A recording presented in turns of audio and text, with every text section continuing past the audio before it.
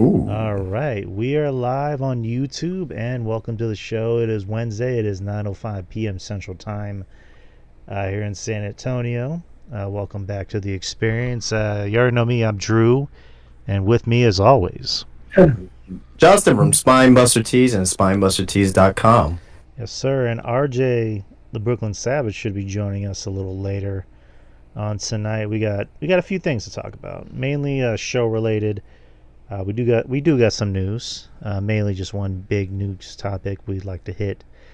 So let's start with last week. Let's start with Friday Night SmackDown. So the show opens highlighting the injuries that occurred from War Games at Survivor Series. Tongaloa, I forgot what his injury was. He hurt like something in his shoulder, right, or his arm. Um, yeah, I don't know if it's like it was his oblique or I'm not sure, but yeah, Right, yeah, he's supposed to be out for like a significant amount of time. right. And then Jimmy Uso broke his toe, so he's allegedly going to be out until the Rumble.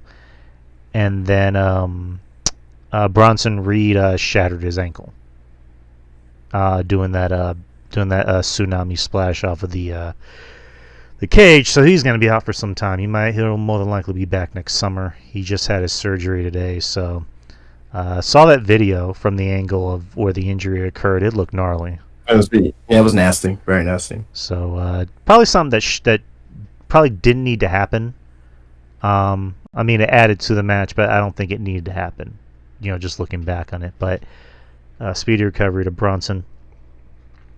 Um, and then whatchamacallit? Cody Rhodes comes out to hype up the show, to hype up Saturday night's main event, and then Chad Gable comes out with American Out or not American Made. I'm sorry, and then reveals that there is a transfer window going on, not a shakeup, but a transfer window currently going on in WWE, and all three general managers, Ava, Nick Aldis, and Adam Pearce, are working on said transfer windows. So that should be pretty interesting. It's kind of something that WWE needs. How do you feel about it, the transfer window? Well, I mean, it's needed. They need to make the changes before Netflix. You're gonna have both shows 3 hours. You need to even out the rosters, and you also need to give people fresh new, matches, and fresh new TV show audiences too. So I agree. Um, and also, we're months away from WrestleMania. We're months past, SummerSlam and also Survivor Series. So a lot of these shows do need a fresh shot in the arm. And hmm we got RJ here. What's up, RJ? What's up, guys? hey, how's it going? Oh, it's going. It's going, buddy. It's going. It's Wednesday night. Yes, sir. And you know what that means. But we were just talking about SmackDown. How do you feel about the transfer window that's going on? To me, the brand split, the draft is a dead concept, anyways. I would just have a soft split at best. Nothing that's something that's not too strict, but something where they can bounce around certain important key players, when needed. So, to me personally, not really, because I've seen a lot of people. Though, what's the point of the draft and this, that, and the other? And it's like, man, y'all really believe in that draft shit? Come on, man. Like, it's the draft shit's been dead for a while now. Like, there's no need to really, really go Google Gaga over it anymore at this point. And hold on one second. Yep. Ah, yeah, they finally fixed that shit because that shit was looking suspect. What happened? They had me they had me down for two shifts in a row, 11 p.m. from goddamn 7 p.m. for work. And I'm like, what the fuck? I ain't gonna have no fucking nuts left, let alone legs. How the fuck am I gonna do that back to back? Jeez, That man. makes no fucking sense. So they Uh, finally fixed that. But no, back to your point though. The transfer window, it's all right though. It allows logically now to see NXT talent show up wherever and Raw talent, you know what I'm saying, back and forth instead of, oh, well, Gunther's here. Why is he here? They have to make up some bullshit excuse on the fly, and they can just talk about the transfer window or whatever the fuck. Yeah, So, yeah, me myself personally, I don't mind it. yeah, me neither. I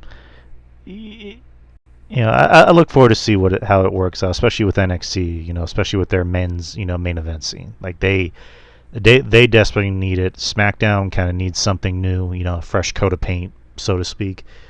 Um, and then going back to SmackDown, the main event would end up being Cody Rhodes versus Chad Gable. The rest of the show was pretty good. The opener, you had a United States or Women's United States Championship qualifier. You had Tiffany Stratton defeating Naomi and Elektra Lopez. They're in Minnesota, or Minneapolis, Minnesota, Tiffany's hometown, which she obviously got a huge reaction.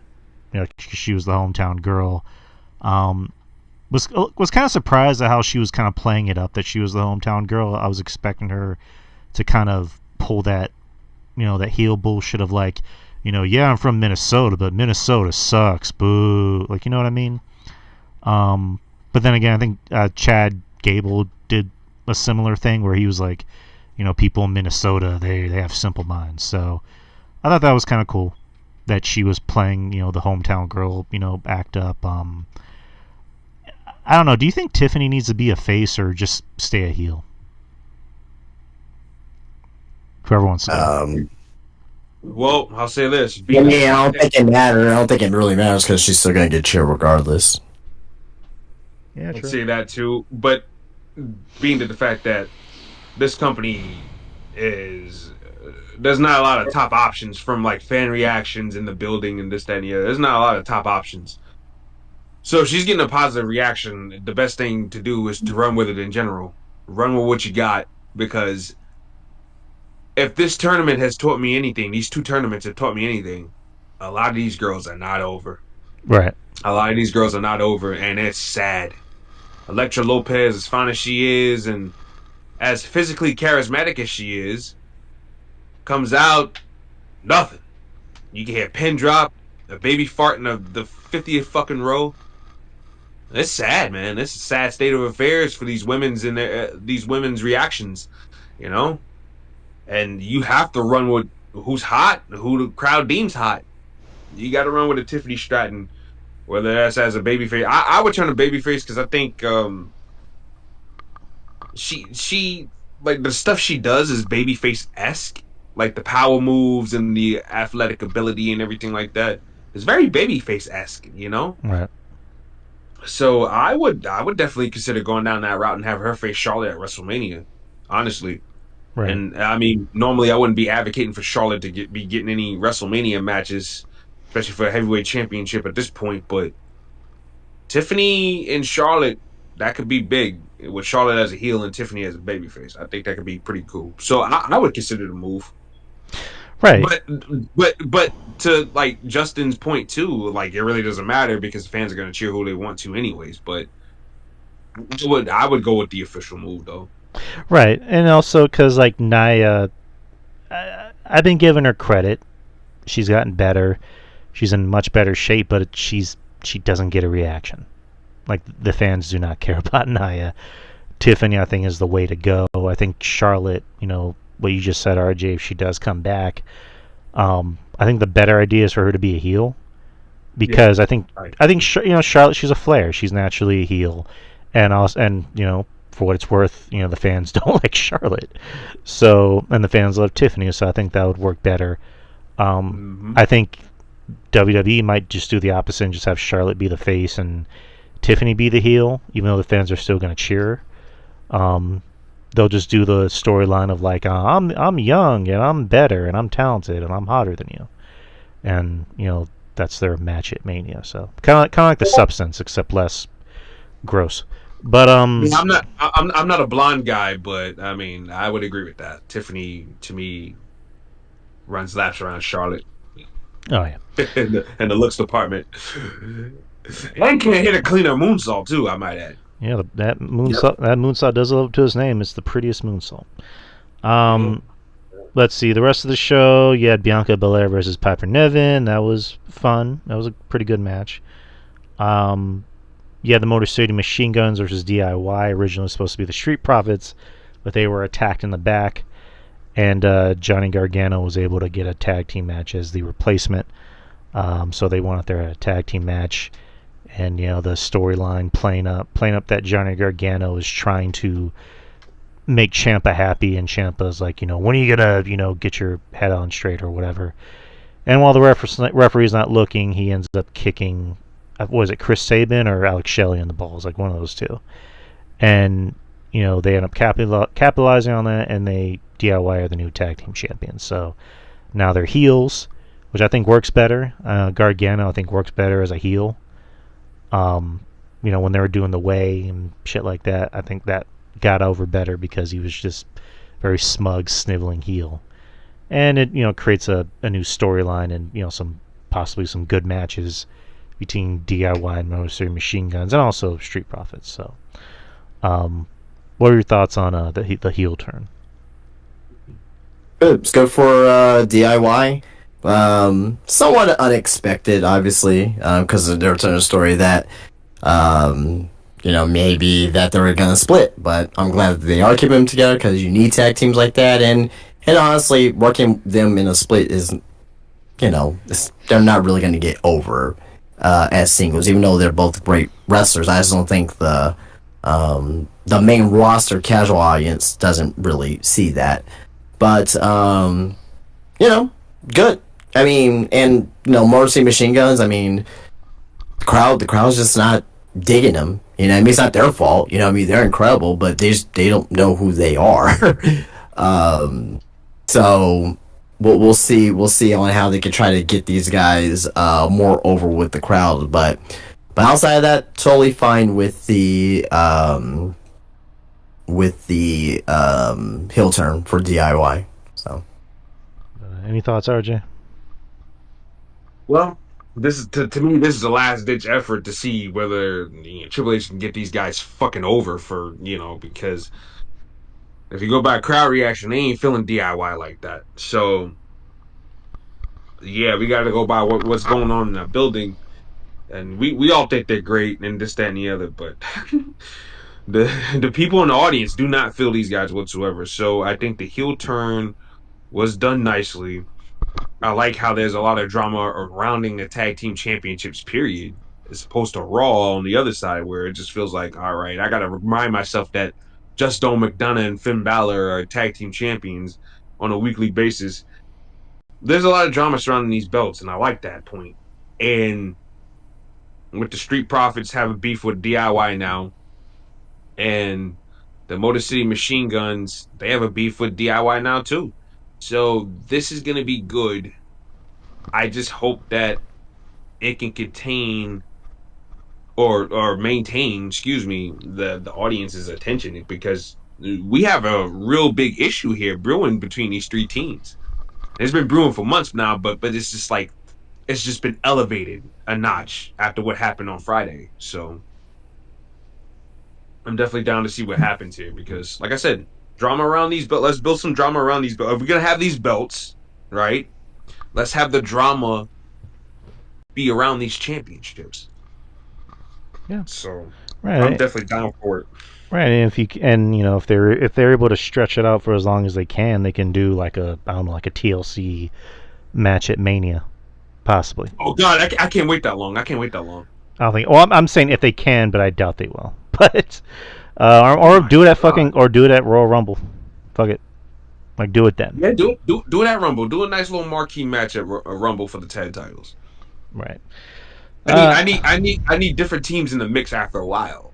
Yeah. That's why I don't get why they keep on beating Berto and Angel and Pretty Deadly always get beat. Those two teams always get beat every fucking time, and it's like eventually we're gonna need other heel teams. And what the fuck happened to 8-Town Down Under, by the way? Like I don't get it. I mean, they were teaming split with them too, and nothing's really. Two of my issues with Triple H right there. I'm gonna say it right there. constantly beating the young guys over and over again in favor for the veterans that are like 40 something years old, and just not being able to find anything creative wise. And what I mean by that is, why is every team and every faction teasing fucking tension all the time? Y'all notice that, right? Yeah. It's up and down the show. Every team, every faction teases tension. It's like, we can't have motherfuckers be a unit without teasing any tension? Right. Like, come on. Yeah. Like DIY, teasing tension. Santos is kind of giving Berto and Angel the dressing down. You guys better step up, or otherwise, or else. A couple weeks back, it's like, come on, man. Like, can we not have a good team with some good rhythm for more than 6 to 9 months? Judgment Day, the stuff going on there. They just got rid of Priest and Rhea, and now Finn Balor is either he's going to be on the outs or Dom. Like, what are we doing? We can't find a creative angle here. So, yeah, I just wanted to get that out of the way real quick while I was on the brain. Right, like, and it's not just tag teams. It's the main event. It's also the mid card scene too. Like the main event scene seems okay. The mid card scene, I think, definitely does need some help. Braun is going to need more opponents. Nakamura is definitely going to need more opponents. LA Knight's going to need more opponents. So hopefully with this transfer window, it can really give them what they need. Well, Nakamura, I'll say this. I think Nakamura may get a dark surprise at Saturday night's main event. Ooh. Okay. I like how you're thinking. And speaking of Nakamura came out in his new entrance with the belt. LA Knight came out to basically just wanting another rematch, and then the Bloodline came out and leveled everybody in the ring except for Nakamura. I liked how they didn't bitch out Nakamura. He was even like, "I'll take both of you on," and he even had his mist ready, but he left the ring. So the Bloodline is they're 2 men down, but they're still standing strong and pretty much saying like, "Who wants to step up to us?" So there's that. The main event was Chad Gable versus Cody Rhodes. I thought it was a fantastic, TV match between these two. I do want to see Chad Gable kind of get more opportunities instead of getting bitched out. I mean, I don't want to say he got bitched out because we knew he wasn't going to beat Cody. But Drew, here's the thing too. Like, I know Chad Gable's not a younger man, but he's younger and less established people that you're trying to, you want us to take seriously, but at the same time their wins and losses don't reflect it. You know what I'm saying? And he's a main example. Chad Gable, Carmelo Hayes, Andrade. Like, you want us to look at these guys as something important, right? Right. What's the point of drafting Carmelo Hayes #1 as a draft pick, and he has to constantly remind us that when he's always on his back, breathing hard and heavy, looking at the fucking stars, looking like a cum slut? Like, it doesn't make any sense. Like, why are we doing this to these guys over and over again? And same thing with Gable. Gable had a good thing going, with the whole heel turn thing. Well, even the stuff with Gunther earlier this year, with the whole sympathy and his daughter crying and everything like that. He had a good thing going. All right, they didn't capitalize on that, so they turned him heel. That was great. The heel turn was great. The way they did it was great. Then just loss after loss after loss after loss after loss, and it's like, okay, what are we doing with this fucking guy? And when does this end?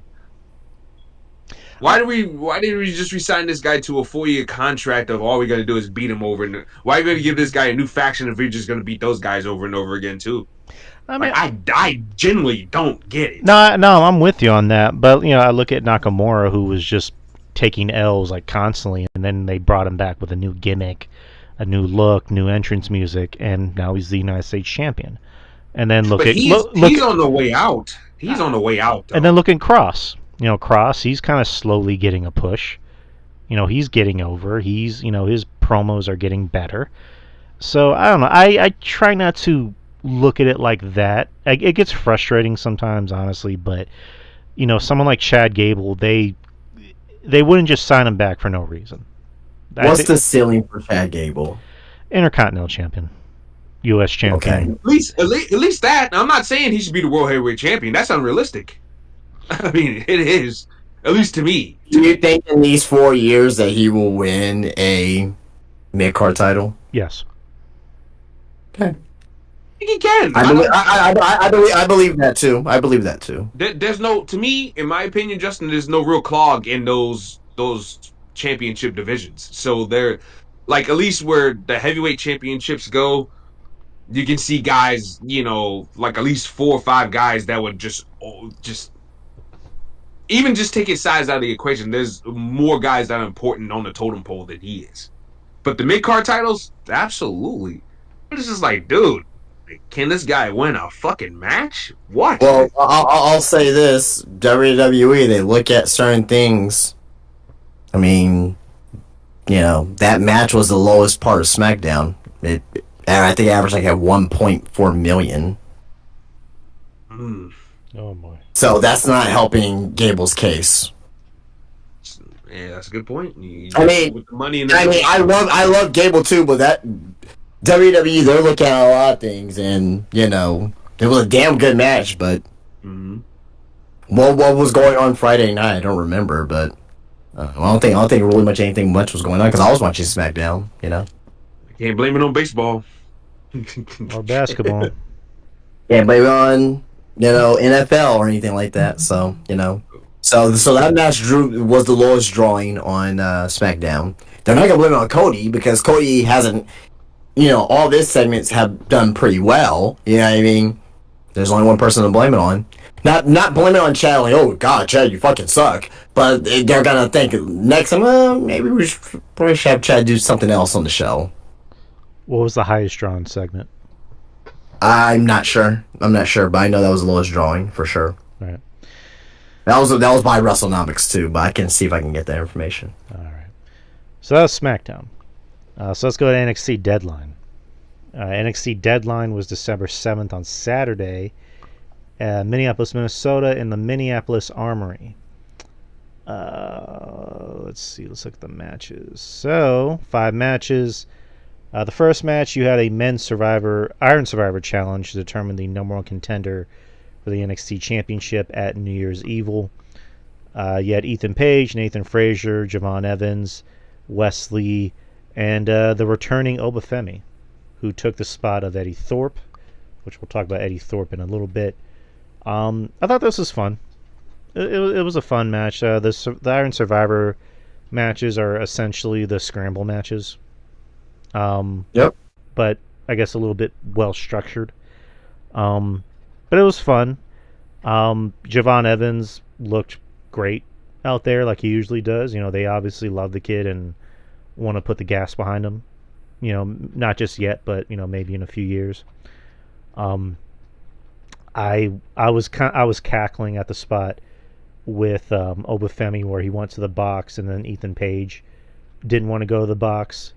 And he's just like screaming and like, "Don't put me in there!" And you just hear Oba, say, "Bring him to me." I thought that was funny as shit. And then he just beats the shit out of him while he's in the box. So that was pretty funny. Nathan Frazier looked good out there, of course. Wesley, I think everybody looked good, but this was mainly just designed for Oba to look like a beast. And he did. He ended up winning the match, so he's going to be the number 1 contender for the NXT Championship. What'd you guys think about the match?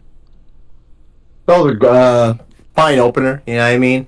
Oba winning or Oba coming out, I mean, we talked about that last week. I was like, it's going to be either Oba or even throughout there, maybe Tongaloa, perhaps, maybe. Not Tongaloa, but, Jesus Christ, my head. No, the, Hikuleo. Yeah, Hikuleo. No, not Hikuleo. What was the other? Lance Anoa'i? Yeah, Lance. Yeah, Lance. Possibly Lance coming out there, but it ended up being Obafemi. I mean, when they went, well, the previous week's NXT, when someone went into the to the office, Abel's office, and like. Of course it's gonna be Obafemi. Like, there's nobody else on the roster that garners that look, that reaction. So I'm talking about, Hikuleo wouldn't though. He's like taller than Obafemi. No. It was Lance I was thinking about because he signed to NXT. The reason why they'll make that face is like, oh my god, another, bloodline member, or perhaps, coming here or whatever, right? We heard that you signed, you know what I mean, pretty much, but that was like a far-fetched one, you know what I mean? I don't think it was like for sure, but obviously... No, I don't even think he's a big enough name like people think he is though. To like Mm. honor like a big reaction, to be honest.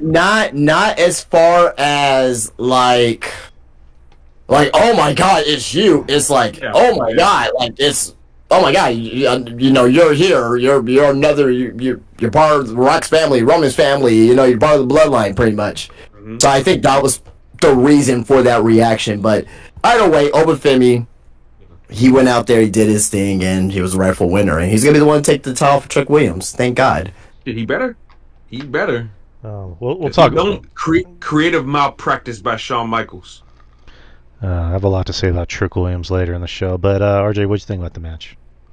I thought the match was fine. I thought it was everything it needed to be for all 5 guys. In the match, I thought Wesley and Javon looked really, really good. Nathan Frazier, I mean, my God, 1,000 miles per hour. He's eventually gonna have to slow down. And Obafemi's a freak. He's a freak of nature, man. And Ethan Page was just kind of there for the entertainment aspects, the faces he was making, him not wanting to be around Obafemi and rock the Obafemi boat. That was funny.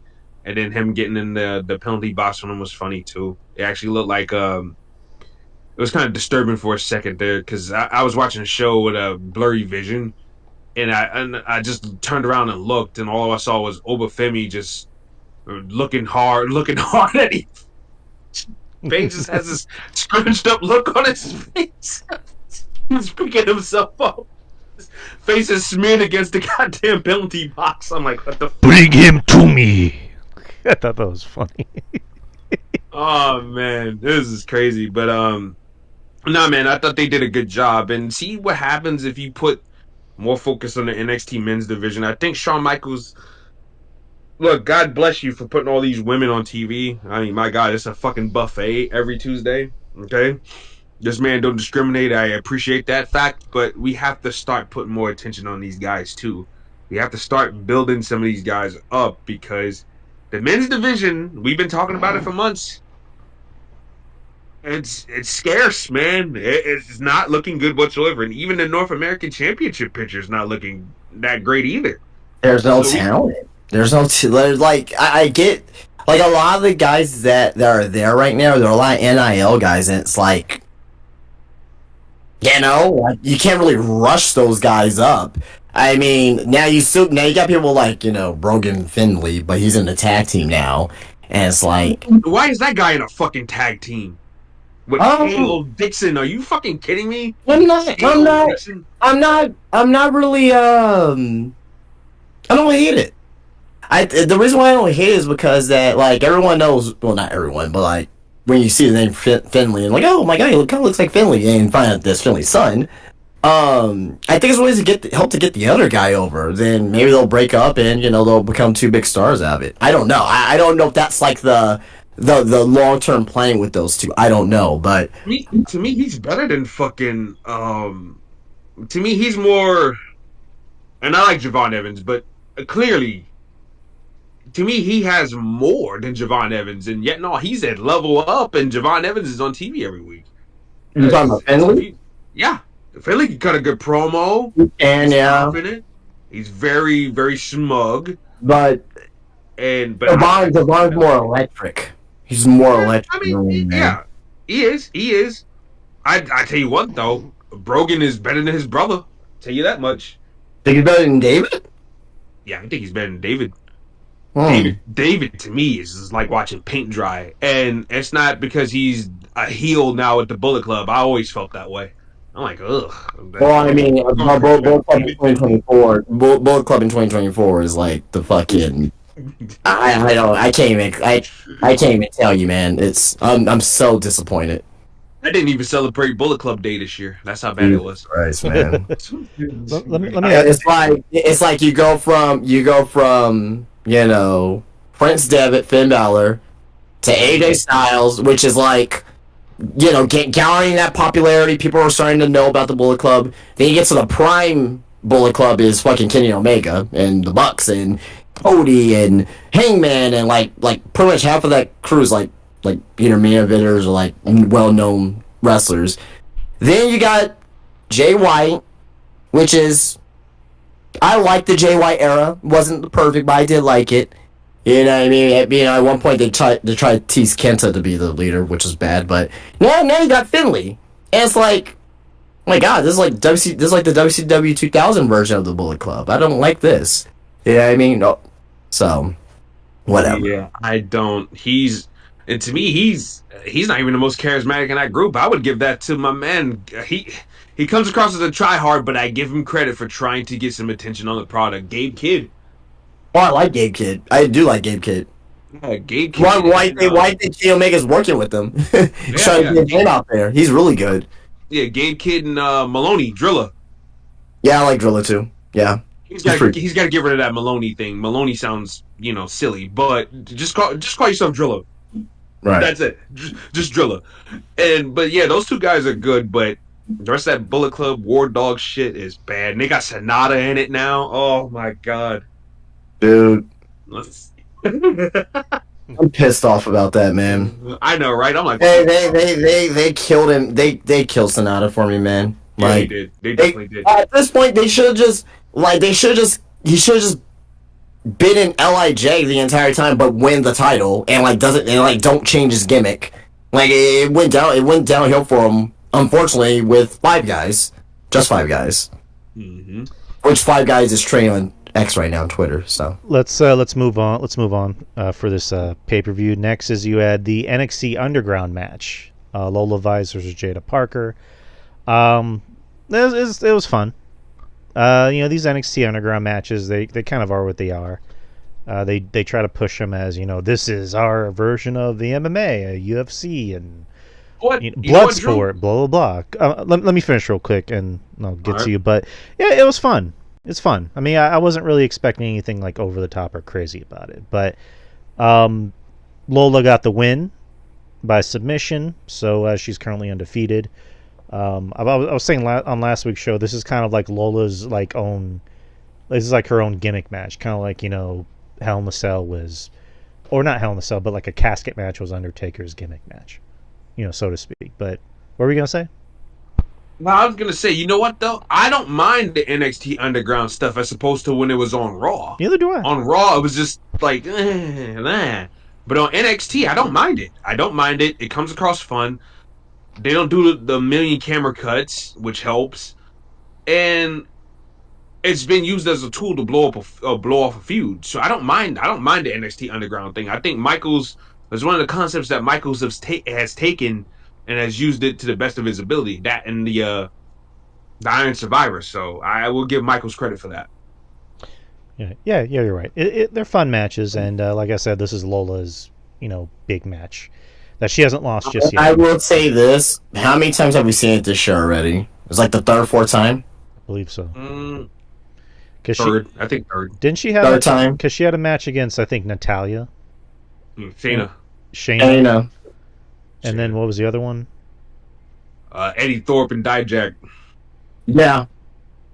Eddie Thorpe. Oh yeah. I forgot about that. Yeah. But yeah. I don't want to. Once a year, twice a year. Don't overdo it. Good match. I enjoyed the match. I thought it was great. Don't overdo it. I also like with Lola, because I was saying this in the beginning of the year. I think RJ, you might have said the same thing. That I like that she's cut down on the dancing, on a lot of these like gyrating and stuff like that. Which for guys, as a guy, that's nice to see. But it's just like, okay, you're overdoing it. Like, you should maybe do that once in a blue moon, like when you win a big match, not like during the middle of like a random match on television. So I like that. Yeah, Lola. She was doing it too much in the middle of matches. I'm like, all right, we gotta cut that down just a little bit. Save it for after the match. Like, I think there was a match that she had. It was like a tag match with Shayna, where she just randomly starts twerking in the ring. I'm like, this is overdoing it. And then after that, I think she got the memo. Well, I mean, I'm not saying she heard from us, but obviously maybe management told her maybe cut down on it. So Lola continues to improve. She's over with the fans. People love the shit out of Lola. And Jada continues to improve every time you see her in the ring. Like, she's over like Rover. Well, maybe not Rover, but like they're both over. Jada Parker's got that presence that you can't teach. She's got that commanding presence. When she steps in the room, you're like, okay, all right, let's see what this woman's all about. Yeah, exactly. Whether you're a guy or you're a girl, like I said, like it's just you gotta see what this woman's gonna do. You know what I'm saying? So, nah, she's definitely got something, and Lola Vice do too. Both of these girls do. Right. And just Jada, she has natural charisma that Shawn Michaels probably didn't even need to teach her, because he was like, okay, you have it. You just need to improve in the ring, and she's improved in the ring. My only takeaway is that I think she's a new finisher, because like the whole like drive-by hip thing, I'm like, Hypnotic. What was that? The hypnotic. Yeah, I mean, yeah, it's nice, but it's like eventually you need a new finisher, because you need one that actually looks, I guess, more effective. Hey, give her a choke. And not effective. If you were to get hit by that, like, would you not be pretty fucked up? I mean, especially considering how built her ass is, she's got a muscle butt. Yeah, true. I don't know. I mean, wouldn't that be like, like, not like a clothesline from hell, but like kind of like the same effect in a way? I don't know. I don't like when you run off the ropes and you level somebody. I just don't like finishers like that personally. Like, because I remember Fallon, she was doing something similar like that, like a shiny wizard or a shiniest wizard, and then now she's doing an famouser, which I'm like, all right, that looks cool. But we're at the famous. Nobody does that anymore. But what were we gonna say, RJ? No. I was saying, I tell you what, I would buy that over Adam Cole's the boom finish. Oh God. Speaking of shiny wizard. Shit, I'll take the boom Costco guys over Adam Cole. Good Lord. Yeah, at least they got over. But next is you had the tag team match for the NXT Tag Team Championships. You had Fraxium versus No Quarter Catch Crew, Miles Bourne, and Tavion Heights. Randy Orton Jr. Well, the match wasn't bad. The match was good. They told a good story that that Nathan Frazier wasn't 100%. He had a broken nose, quote unquote. I was a little let down because I was thinking like this might have been the best time for them to drop the titles, and eventually no, not to them, not to that team. I love and I love No Quarter Catch Crew, but no, not yet. So who do you think is the best team to have them drop them to? They are not on the roster, or they're not built up yet. But not them. I love Tavion Heights. I think he has mega potential. Yeah. Heights. And just stop me if I'm sounding crazy. I think Heights should be the guy that beats fucking Tony D for the North American Championship. Not yet. He has that potential. He has that potential for sure. Mm-hmm. But not yet. Yeah, not yet, but possible. If Tony D goes for a long reign, yeah, for sure. I think Shawn Michaels ain't got no choice but to give Tony D a long run at this point. But I will say this, and we're gonna get to I have not seen the list. I don't know who's on the list. I don't know who's number one. I don't know, but Axiom and Nathan Frazier is definitely a top 5 tag team in the world. Now, I know that they're probably not, because they don't like to give NXT that type of notoriety for PWI, because NXT seems lesser than, if you're doing the main roster, is better, right? But as of right now, to me personally, they're the best tag team, my favorite tag team going right now. Agreed. Just on how electric they are in the ring, and the story that was told here, even like with Nathan Frazier, with him like breaking his nose, right? That added to the match. You know what I mean? That added to the match because he fucked his nose up in the Iron Survivor Challenge. So I like this match. It wasn't fantastic, great, but you got 4 great talents in the ring, 4 young talents, and it's gonna be a good match. So I liked it. All right. And by the way, they just let it be known they still owe the Rascals a title shot. They do. I will say this: we have not seen much of TNA on TV lately. I think Trey is hurt right now. Is he? What was he on TNA last night?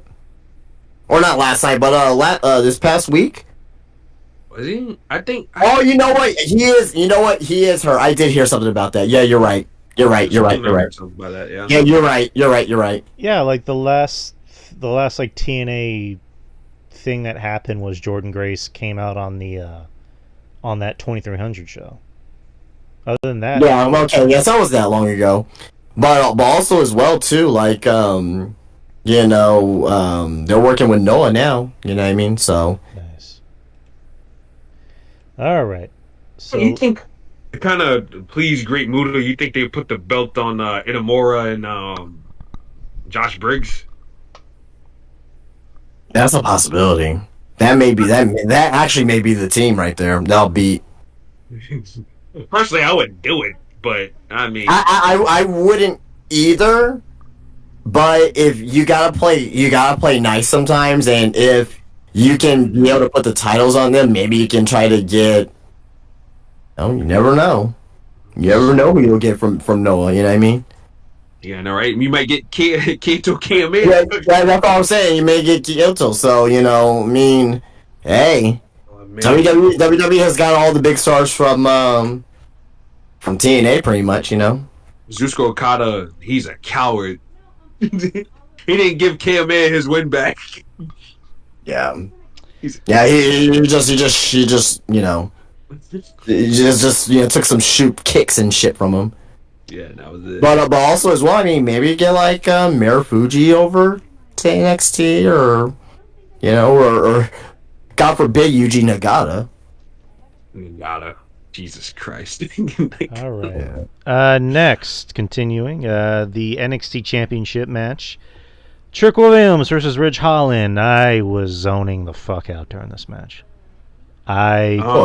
Ridge Holland. It wasn't a bad match. It wasn't a bad match. I thought the match was fine. I just don't care about Ridge Holland, dude. Like I gave him credit where credit was due. He's shown improvement, but it's like I don't want to see Ridge Holland in that spot. And this just continues the topic of the men's main event scene in NXT needs help. And Trick Williams, he's at this point he's Jey Uso. He's an entrance, and once the bell rings, that's it. Like he's not. And I said that months ago. We love the dude. I love him, but we love the dude down here, but he's not where you need to be as far as like if you want Matt classics and stuff like that, he ain't the guy for the job. Like he's still very good. I foresee him going to the main roster to like Monday Night Raw or something like that. Once he gives up the title. Oh yeah, he's still very, very green. But like the fans chant "whoop that trick," and what else can I say? But like he again, like RJ just said, you're not looking for Matt classics. Depending on who he's with. If he's with like he had a good match. He had a good match with Ilya. He had a good match with, him and Mello had good matches. I mean, I think him and Mello were better together. That's just me. But, I think I think Oba's winning that title at New Year's Evil. They're more than likely going to run it back at the Takeover before Mania, just so Trick can like do the JOB before he leaves, and then get his like big reaction from the crowd like thank you Trick, clap clap clap clap clap. But yeah, Ridge Holland, nothing against the guy, but it's just this match wasn't a terrible match, but it was just like I'll tell you this. I'll tell you this right now. You want to know, because everyone doesn't really like Ridge Holland right now. You want to know what you should do with them? Huh. Oh God. Oh God, You want to know what she did with I have a him? feeling what you're gonna say, but say it. Call him back. Call him back up to the main roster and have him be part of the New Day. Ah. Just saying. I'm just saying. When that gets some fucking heat there. Oh my God. Everyone loves Big E. It will be sacrilege. It will be sacrilege Oh my to God. have Ridge Holland be part of the New Day. Oh my God. Everybody, He's big, jacked, and he's white. That's the complete opposite of the New Day. Oh God, that's heat right there, brother. everybody, welcome back, Ridge E. Rich Holland come out there mocking Big E doing the gyration. Yeah, He's doing it off key and off beat. yeah. There you go. And they just like take digs at yeah. Big E. It's like, he's like, you're supposed to be the veteran, and you can't even take a bump right, and you ended up ruining this guy's career.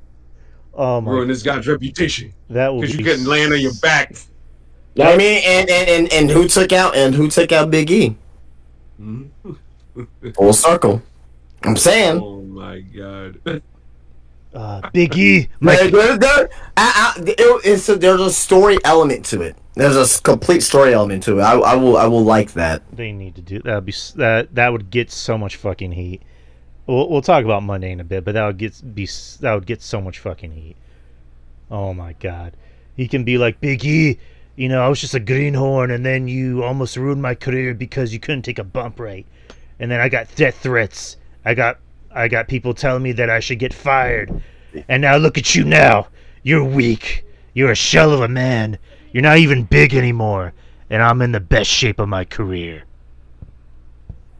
Like, just do something like that. Something like that. Yeah.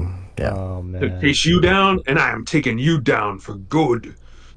Oh man. Live in that wheelchair for the rest of your career, bitch. I own the alphabet. I took down Chase U, and now I'm gonna take down Big E for good. That'd be awesome. Oh God. But anyways, lastly, we have the main event, which was the Women's Iron Survivor Challenge to determine the number one contender for the Women's Championship at New Year's Evil. Julia, Solruka, Stephanie Vakor, Zarya, and Ren Sinclair, our girl. Everybody kind of got their own spot in this match. Julia, she was the only one that got 2 wins. Everybody else got 1. It was kind of funny that with Ren, the whole match she didn't get 1 pin until like the last 30 seconds. So it was good seeing Ren in a main event spot. Stephanie looked great as usual. Zarya looked fucking impressive. Solruka is, amazing and fun as fuck to watch. And Julia's Julia. I don't mean that as an insult, but Julia does Julia thing. She's impressive as fuck. They're a little surprised. I don't know if I should say surprised, but I think you and me, Justin, we picked Zarya to win. But Julia won. So Julia's going to face Roxanne, but it's just like, what was the point of Zarya pinning Roxanne if Julia was going to end up getting the win? I mean, we just thought it there. I'm not surprised with the outcome. I wouldn't be surprised if Stephanie Vakir would have won. I wouldn't be surprised if Zarya won. Those 3 for sure. I would have been surprised if Love Her to Death, Love Maddie, but I wouldn't have been surprised if she would have won. She's not ready for that particular position yet. So the fact that Julia won, I wasn't surprised. I think I've seen what they're going to go now. They're going to have Julia win the Women's Championship, and I think we may get Stephanie Vakir and Julia to possibly main event Stand Deliver, which I won't be opposed to. I'm fine with that. If the men's division keeps on treading the way it's treading now, I definitely wouldn't. I wouldn't post that either. Probably be the main event, but let those women fucking run wild. Yeah, give them 25 minutes. Shit, my Dark Angel. I ain't complaining about it. My Dark Angel. It's funny because like Betty was watching the beginning of the pay-per-view with me, and I see Stephanie come out, and she does the Iron Man 2 thing of no. You know what I'm talking about, Roger? Where Tony goes, I want one. No. So. Oh man. Hey, she likes Ethan Page, so she has something to look Ethan at. Page. She thinks Ethan Page is kind of attractive. That's her thing. It's a first. I mean, You know me, I got a lot of female, friends that like wrestling. Ethan Page is the least name. The usual suspects: Roman, Damian Priest. This, that, and yeah. I even got female friends that think Obafemi's hot. But Ethan Page, that's a different one. hey, she thinks Kevin Owens is attractive. Yeah, Kevin Owens got an audience too. I know a lot of girls that think, including one of the girls that I met at the show, Brooke. She loves some Kevin Owens. Oh my god, yeah. I don't know. Everybody, Oh, everybody has their own audience, I guess. But yeah, she likes Ethan yeah. Page. Fat guys are in. Got that right. But what'd you think about the main event? Justin, Or no, or Justin, what'd you think? But yeah, it was good. But what about you, RJ?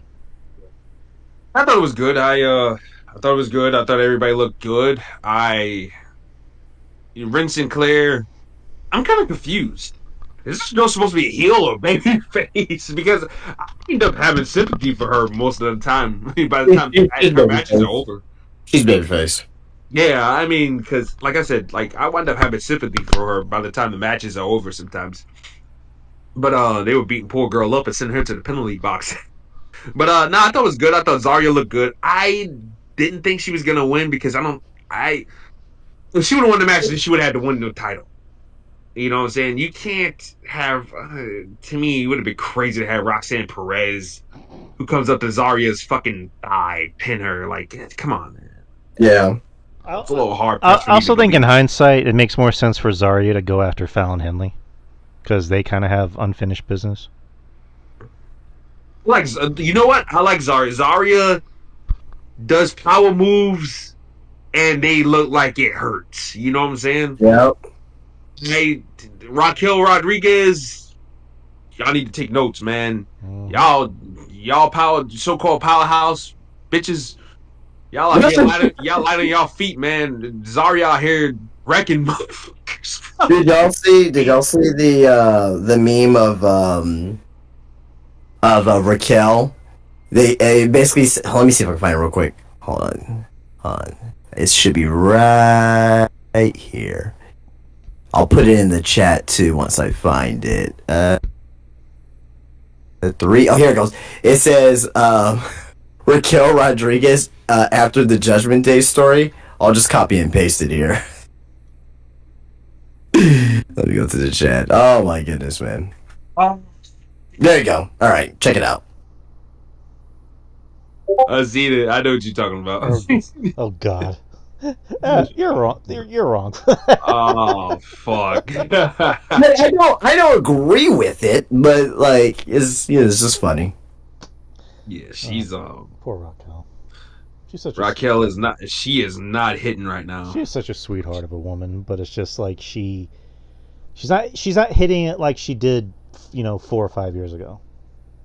Yeah, people are forgetting too that she came back from like a skin, like her skin condition as well. I mean, I know it has nothing to do with like what's going on in the ring as well, but like, right. I don't know like if that causes like, I don't know, fatigue or, I don't know. But If that's the case, then I mean, look, excuse everything I'm saying, but it's just like you were smashing in NXT. I thought Raquel, I was defending her in NXT on the old shows.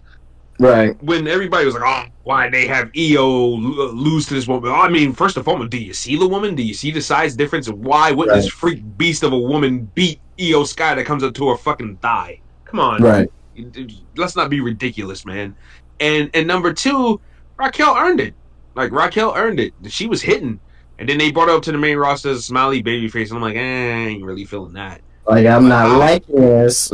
Yeah, I'm not liking this at all. But when I seen her come back as the heel, I'm like, all right, okay. And now we're back to something here, and it's been blunder after blunder after blunder, man. I don't know, man. Is she like the Tongaloa of the women's division? It seems like it, but not as offensively bad though. Because my God, look, hey, every pay per view, my brother has a Tongaloa botch watch to see if he gonna botch. Watch is wild. Yeah, he's got a botch watch. Like even at SummerSlam, he fucking botched putting Cody in the corner. he botched giving Kevin Owens a fucking low blow Yeah, at come Money on. in the Bank. Like, that was just bad. He thumbed him in the ass, and then he bonked his brother on the head. Like, dude, he, It's, it's, he didn't botch it once. He botched it it's twice. like he failed playing a Mexican, and now he's failing being in the bloodline. It is bad, bro. It's comedy bad. He's like he's the silly henchman for the villain in movies. That's him. That's him. Yeah, exactly. All right, so Monday Night Raw. A complete waste of money, if you ask me. You got that right. Monday Night Raw. We don't have to go through the whole show. Yeah. What'd you guys think about Monday Night Raw as a whole? Solid, as always. I thought it was solid too. I mean, for what I saw, I didn't see the show, but for what I saw, I heard it was solid, you know. Yeah, I thought they packed it out with some stuff that caught your attention with the Rollins and promos. My only thing is that Seth Rollins is trying to cut a serious convincing promo when he's got Sully's fucking sleeves on his arm, and it's like, dude, like I almost bought you, but then you're wearing that, and it's like, dude, come on. That needs to end. I'm sorry. I owe Joe Numbers an apology. Like, he needs to get rid of that fucking silly getup. Just come out and wear fucking pants and a t-shirt. You know, jeans and t-shirt. That's all you need. Like, and like, what is it? Like last month he was dressing like a regular person, and now he's back to dressing like an idiot. And it's like, dude, come on, man. It was cute for a little bit, but now it's just like, dude, if you're trying to be serious, like don't dress like Elton John. Like, come on. I can't take you seriously when you're wearing big giant white boots. Like, come on, man, what the fuck are you doing? I mean, again, this feud, it's kicking off the way it should kick off. CM Punk did the interview with Jackie Redmond where he basically referred to Seth Rollins, saying that I did everything that Seth Rollins did before him. He did a great job after I left, but now the starter's back, and the first string has to go sit on the bench. So I thought again, that's the thing about Punk is everything Punk says sounds real. It sounds like it's coming from him. Whereas Seth, that's extreme. Whereas Seth, like you said, Seth tries to cut a good promo, tries to cut a good serious promo, but it doesn't sound right because it's like, dude, you look like you are wearing your nana's clothes. Like you had to go to a 70s theme orgy, bro. Like, what the fuck are we doing here? He's like, I'm gonna kick your ass, but first let me take off my fuzzy pajamas. Yeah. So, but yeah, a lot of good feuds, kind of still continuing. Drew and Sammy? Yeah, Drew and Sammy. I thought that was interesting. Drew pretty much saying that, at least Punk took the bribe. These other guys, what did they get? Nothing. And I'm going after Sammy and blah blah blah. You know what? Though? Drew McIntyre ain't lying. Roman Reigns did not apologize. Roman Reigns didn't do anything that any of the guys wanted him to do. So Drew McIntyre ain't lying. No. Let's talk about Drew McIntyre real quick. Yes, sir. Would you guys be opposed? There's a couple things. One, would you be opposed to him going to SmackDown in this No. transfer window? Okay. I think that's obvious, right? That's number one. Mm-hmm. Number two, what do you think about Drew McIntyre in a possible faction? I got two possible factions for him. Number one, you know what? I'll go with probably the more boring one first. Him and Gallus. Ooh. Interesting. I've been pitching that one for a while because those guys ain't doing shit in NXT right now.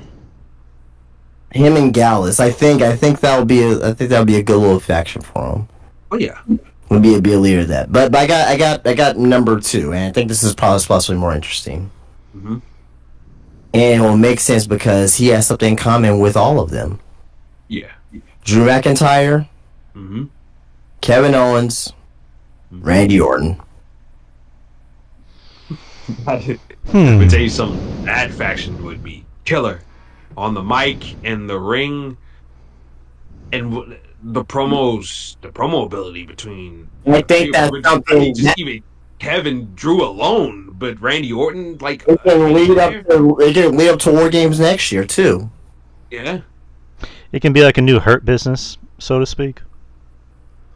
their business. Dude. Well, I mean, Don't speak of Hurt Business Syndicate. No.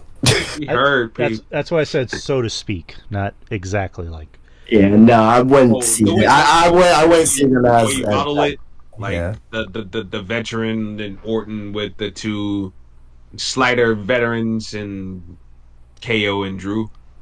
I mean, I kind of see where you're going with there, but yeah, no, it just these guys are just guys that are telling the truth, and they're not lying.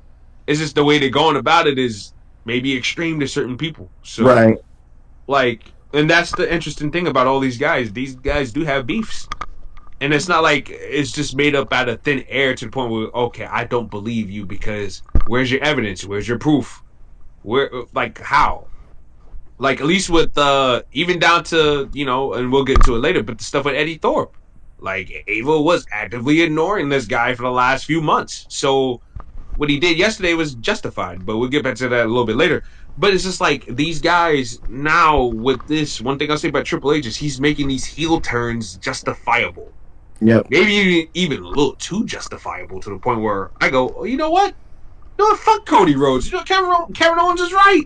He's getting his ass whooped. Randy Orton's getting his ass whooped for Cody Rhodes. And Cody Rhodes, Captain Save-A-Ho.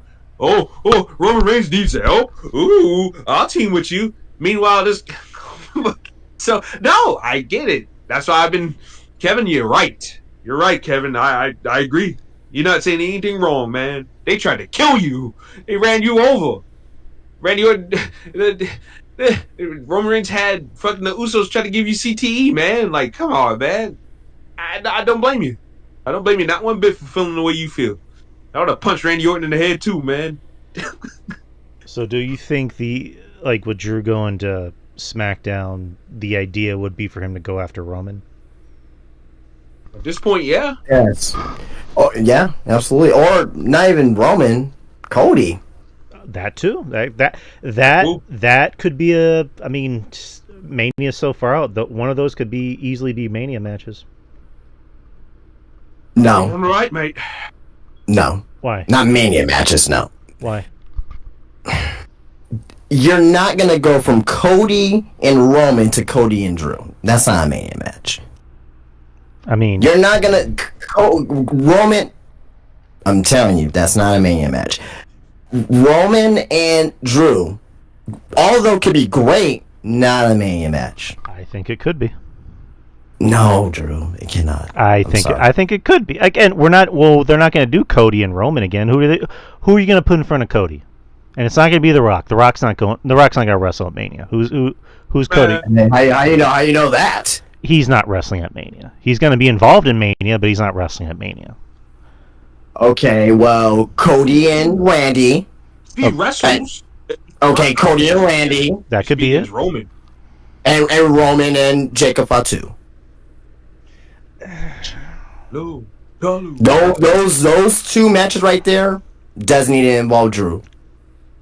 Okay, so what is? I still think there's a possibility. I don't know if this is for sure. I don't know, but maybe they'll get Wade Barrett involved. And I know you're against that, Drew, but I think they did that thing. Hey, I'm just telling you why I think it's gonna happen. Doesn't mean I love it. I know. I don't know. Like I'd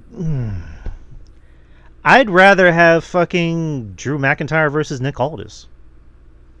That's fine too. Like, wouldn't mind that either. Like Nick Aldis, he even said straight up, like, I can still wrestle. I'm not hurt. They just, I'm just here doing my job. And he's just wasting his youth. Yeah, the story can be Drew goes to SmackDown. He disrespects Nick Aldis constantly, and Nick Aldis is like, a man can only take so much, and I'm gonna kick your ass at Mania. Like that can be a match. Yeah, no, that's definitely that's definitely a plus two as well. I'll definitely be good with that for sure. I mean, look at all this. I mean, all this looks like a wrestler. Even my mom, who doesn't even watch the show like that, but apparently my nephew was messing around with the remote buttons and it landed on SmackDown. And she goes, "Who is that British guy that's on TV? He's the general manager. It's since when they have wrestlers be general managers now?" I said, I guess that's the spot they got him in right now. She goes, he's too big. His arms are literally screaming to get busted out of that suit. Like he's too big to be hitching a manager to be in that suit. I was like, yeah, I know, Mark. That's I funny. think that's what makes him such a good GM is that nobody fucks with him. Not even Roman would fuck with him. Like they did that spot in the back where Roman's like trying to like get him to be on his side, and Nick Aldis is like, hey, you're trying to assume I have feelings. I work in management. I don't have feelings. So like Yeah. nobody fucks with Nick Aldis. Like, and I like Adam Pearce, but Adam Pearce is just like everybody fucks with him. Like nobody respects Adam Pearce, but they respect Nick Aldis more. Just do Nick Aldis versus Adam Pearce. Oh God. Just make sure Adam Pearce has a fucking singlet on. Jesus. Yeah. The fucking NWA fucking two former NWA champions. Last time I saw Pierce without a shirt, man, those tits. Hey, you know what? They should do that. And basically like the Wayne general manager gets the first 3 picks in the draft. Hmm. There you go. Do something like that. Hey, hey. Or just do like I wouldn't mind it. Or just do like a team Nick Aldis versus team Adam Pearce, I guess. Just like Team Teddy versus Team Johnny Ace. Holla holla. Yeah. Holla holla. Except for these Hey, they can. And someone get kicked in the balls at the end. I hope not. Mickey James kicks Nick Aldis in the balls. Wait, why? Yeah, I'll be screaming his Vince back at that point. She just fucking jumps in Adam Pearce's arms and kisses him. Whoa, what the fuck is Rusev and Lana shit is this? Oh my god. That'd be a twist just to do a twist. I love Teddy Long. I like how Teddy just doesn't give a shit anymore. He's just calling people out. Teddy Long doesn't like anything. No, he likes Vince. He still likes Vince, but like he'll gladly shit on John Laurinaitis and Mark Carrano. Well, I mean, John Laurinaitis and Mark Carrano have bad reputations. They're not saints. Fuck them. They can all go to hell, player. Holla, holla, holla. That Holla. John Laurinaitis, that son of a bitch. Oh man, he's gonna go 1-on-1 with the Undertaker. Oh God. The Undertaker. But that was Raw. Raw was good for the most part. Very very storyline driven.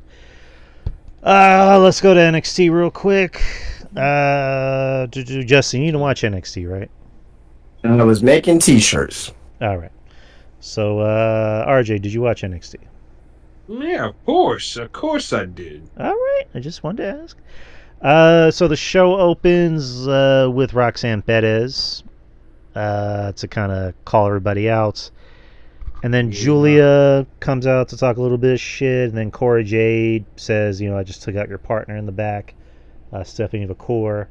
And then they both team up on her. Kalani comes out to even the odds. And that'll be the main event for tonight. Let's see.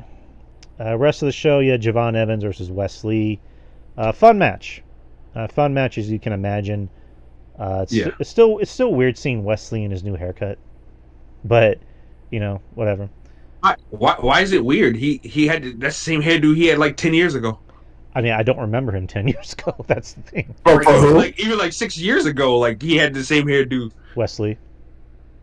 Oh yeah, that's early Rascals wrestling. Yeah, he looks like Desmond Xavier, man. That's yeah. I've seen him Yeah. the first time with that haircut. So Yeah, that's true. Yeah, that's when that's when the Rascals was leaving fucking TNA. Like you remember when they were leaving TNA and like they're all crying in the ring and stuff. And at the time it was like, what?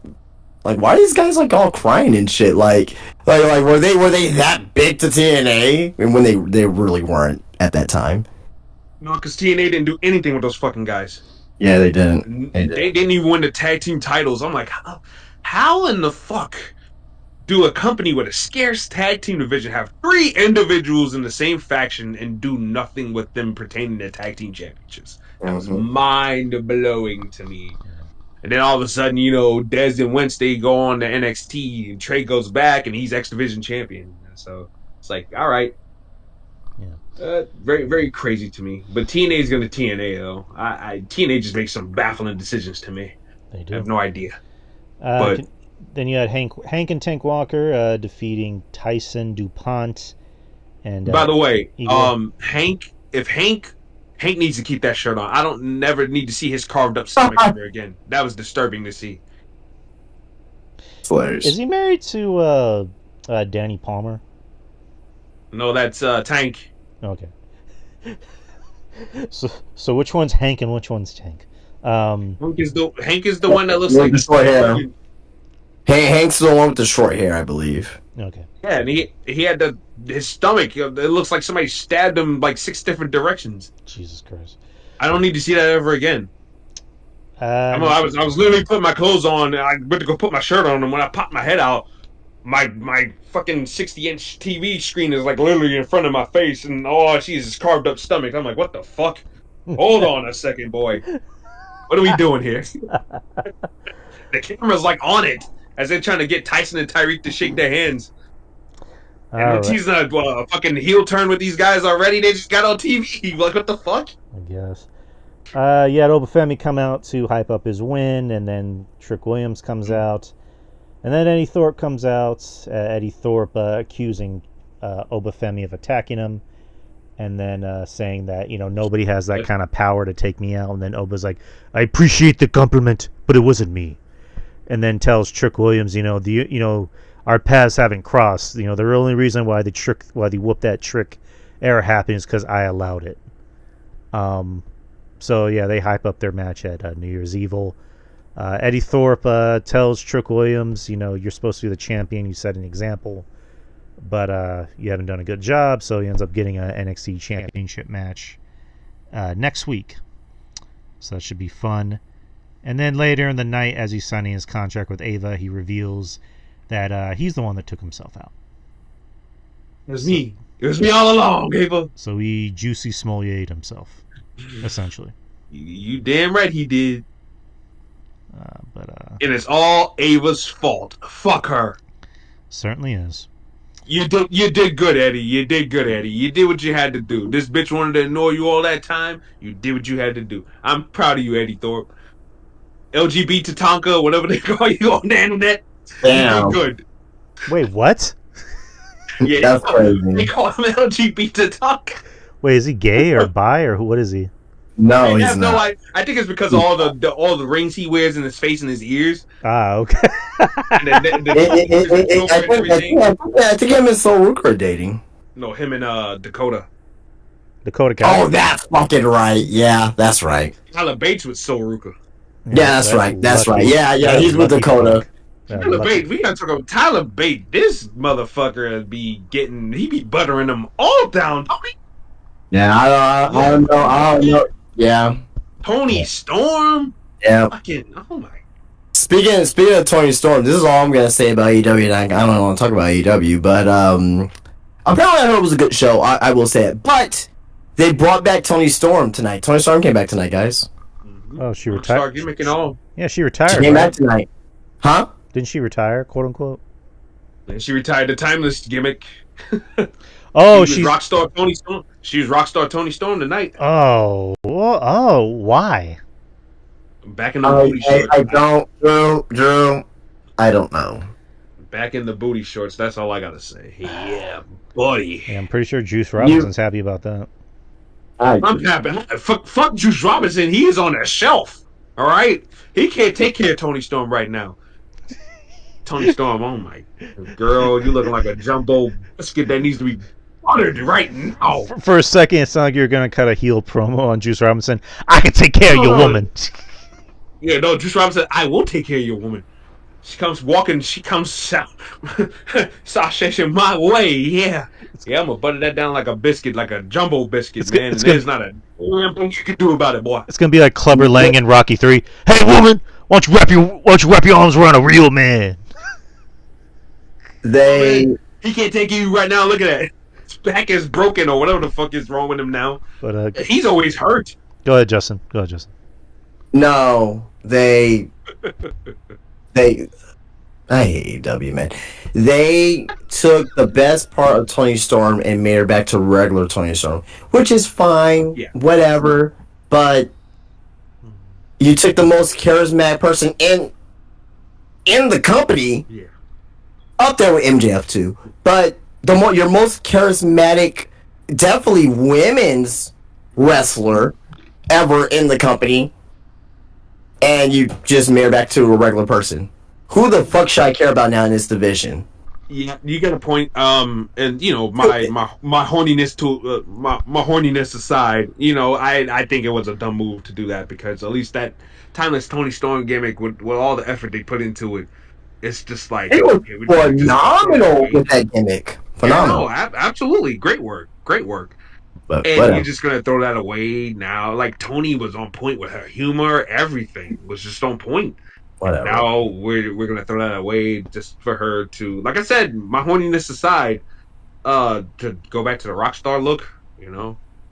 Even though that butt was swallowing the fuck out of them shorts, I ain't gonna lie. But god damn, that's besides the point. Well, RJ. Speaking of booty, the next match is JC Jane and Jasmine Nix versus Gigi Dolan and Tatum Paxley. I'll tell you Yeah, what, three out, yeah. This match was booty, all right. Wasn't three good. out, I don't three out know. of the four of these women in the match, yeah, that booties was swallowing up shorts. Cause my god, that Jasmine Nix got a dunk on her. Gigi ridiculous Dolan, and Tatum Paxley's got yams for days. So I mean, my god, Janet Jackme was the odd woman out. Shout out to Kevin Castle. I love JC. JC's my girl. Yeah, but she ain't got the lift, so to speak. I don't know, man. She got something that you know. Anyways, Oh, she'd be a perfect girl to go to the bar with as a wing girl. I ain't gonna lie. it's like But Mish. Like myself personally, and she can't get it up with one swipe. I can definitely see that. Mish ain't wrong there. it was like Mish says, she's filthy. I can definitely see that. But I do love Tatum. I do love pale goth girls. Well, the 12-year-old Drew would have loved 12-year-old goth girls like Tatum. But yeah. I got too many in my life. You want one? No, thank you. Anyways, but yeah, Tatum's over. People love Tatum.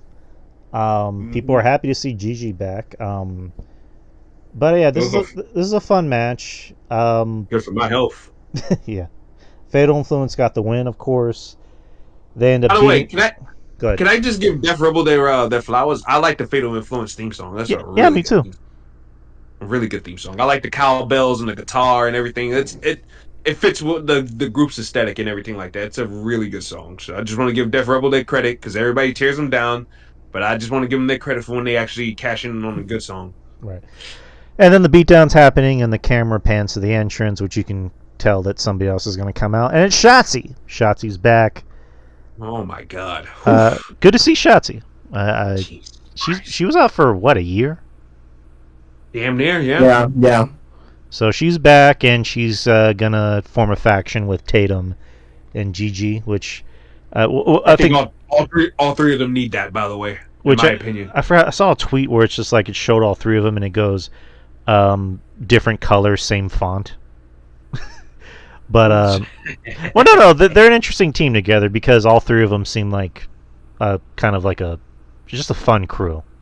Like they seem like they'd be a fun faction, and everybody loves Gigi, everybody loves Shotzi, and everyone loves Tatum. So another faction in NXT. I guess to go after Fatal Influence, but I think they could be fun because Tatum, like you said, has a dimensions to her and everything like that.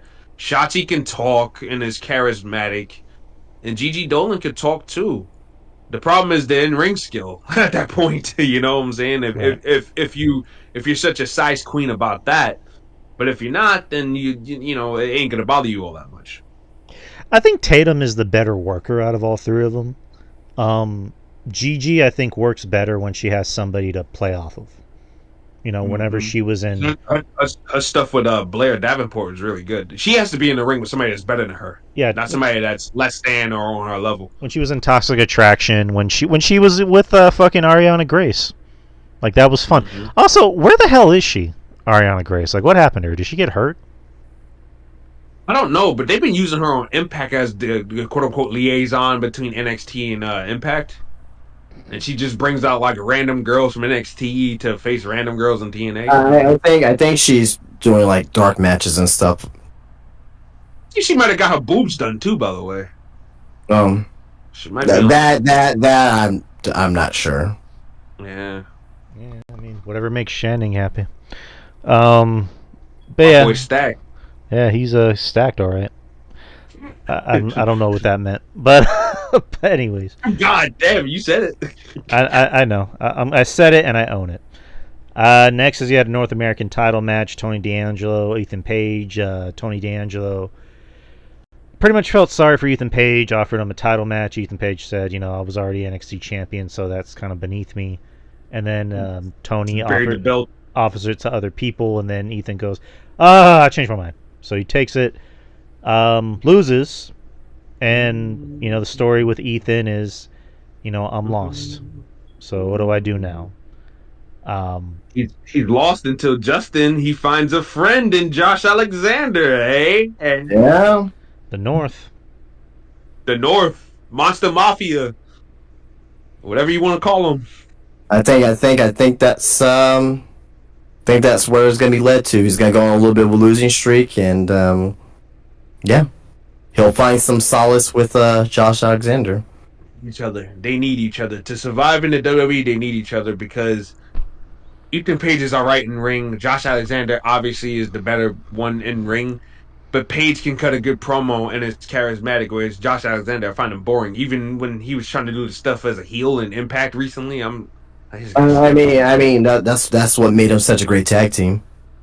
exactly. And the funny thing is, fix each other. And the funny thing is, I have their fucking autograph as the North sitting in my shop. Has been sitting there for almost to a year. It's gonna be funny as fuck when someone's like, "Oh, I want your autograph now." Yeah, well, price is going up, buddy. Should have got wins $35. Yeah.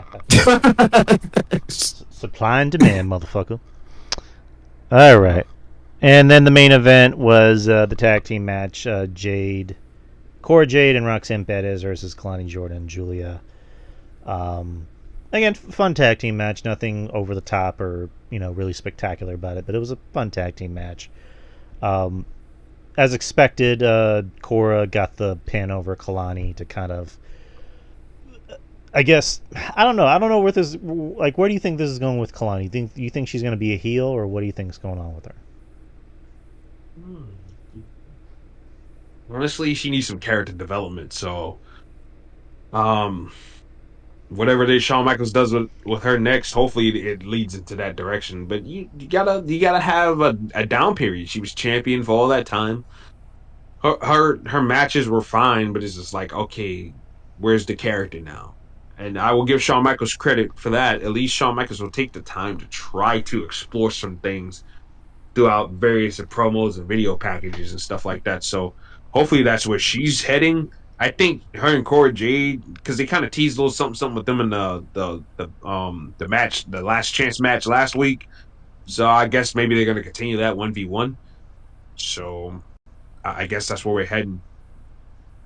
Right. Cora Jade, God bless her, she's gonna be carrying that program on the mic, as far as the mic goes, bro. oh yeah, that's God bless her. Ooh boy. And then you got Stephanie Vicor right in there. So oh my God. Whew. Damn, bro. What a badass woman, bro. The Dark Angel. She's fine and she's badass, bro. I don't know. She to me, like, if she wasn't wrestling, she'd have a future in Hollywood as a stunt woman.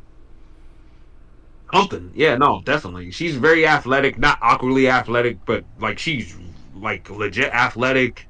She looks great. She has a great smile, but she has like a really like sexy, like devilish looking face too. She can do that little smirk thing.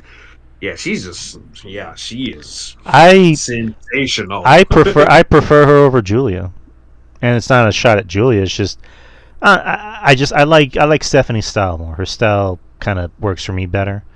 Like Julia, to me, Julia is better as a heel. Honestly, like that's. Well, yeah, you had to bring her in as a face first, but once she turns heel, people are really gonna start gravitating towards Julia. Yeah, Julia's aura is more as a heel. That Labella Mafia stuff and Stardom. When she was dressed like a pimp. Yeah. Her and Thelka. Right. Yeah. Yeah, like that was some good shit. Like Julia can have aura. It's just, it's mild right now, but ooh, when she turns up and turns heel or whatever, that's gonna be something. All right, but that was NXT. Mm-hmm. So let's move on to Saturday night's main event, which will be this Saturday, December the 14th in Uniondale, New York, at Nassau Veterans Memorial Coliseum.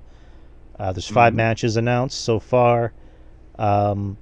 Jesse the Body Ventura will be on commentary for the event. I'm gonna be on commentary. I'm going to talk shit about Vince McMahon. McMahon, all these years, all I wanted was a union for the wrestlers. But you didn't want to give me a union for the wrestlers. You're over here, stooging off to Hulk Hogan, saying I was gonna do the union for the wrestlers. Well, it's my time now, McMahon. No, sorry. That's a bad Ventura. McMahon. I got nothing. I can't do a Jesse impression. My time to bleed. Yeah. Thermine paint. That's my Jesse for the day. Apparently Hulk Hogan might show up at the show. Apparently. Oh God! Oh He God! was here in San Antonio yesterday. Come on. I'm sorry, what? He was promoting his beer. Hogan's beer, brother. Let me tell you something, brother. Black. I invented this, bro. God damn it, RJ. I fired this bitch because she was black. It's like, whoa, Oh shit! All right. Hulk.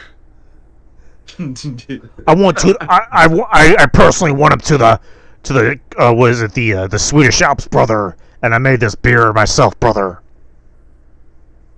Brother. I invented Jesus Christ, brother. I rub oil all over my daughter's ass, dude. Yeah, man. Brother. Brother, dude. Brother. Oh. So, brother, there's 5 matches on this show, brother. The first match, brother, is the I'm gonna stop talking like him. Tournament final for the inaugural WWE Women's United States Championship that will be determined on SmackDown. So those matches will be Bayley versus Chelsea. Bayley versus Chelsea Green and Meechin versus Tiffany Stratton. So who's winning either or match and who's gonna win the United States title? I think it's gonna be Meechin versus Chelsea Green, and I got Chelsea Green winning. Same. Yeah. I'm with Justin. Yeah. Same. We need new faces for these new titles. But yeah, I'm going with Chelsea. If you're gonna have these new belts, if you're gonna have these new belts, you got to give it to somebody new to help establish it. And to me, Chelsea Green is the woman for the job. And how can you not think that she wouldn't be the right person for the job? Like, wrestling fans have to get it out of their head that it's all about the in-ring work to establish a championship, but you need to have character and overall presence to help present a championship. And I think Chelsea Green is the woman for the job, the woman to help. She's gonna do a lot of social media stuff with it. She's gonna try to do whatever it takes to make sure that championship is presented in a nice light.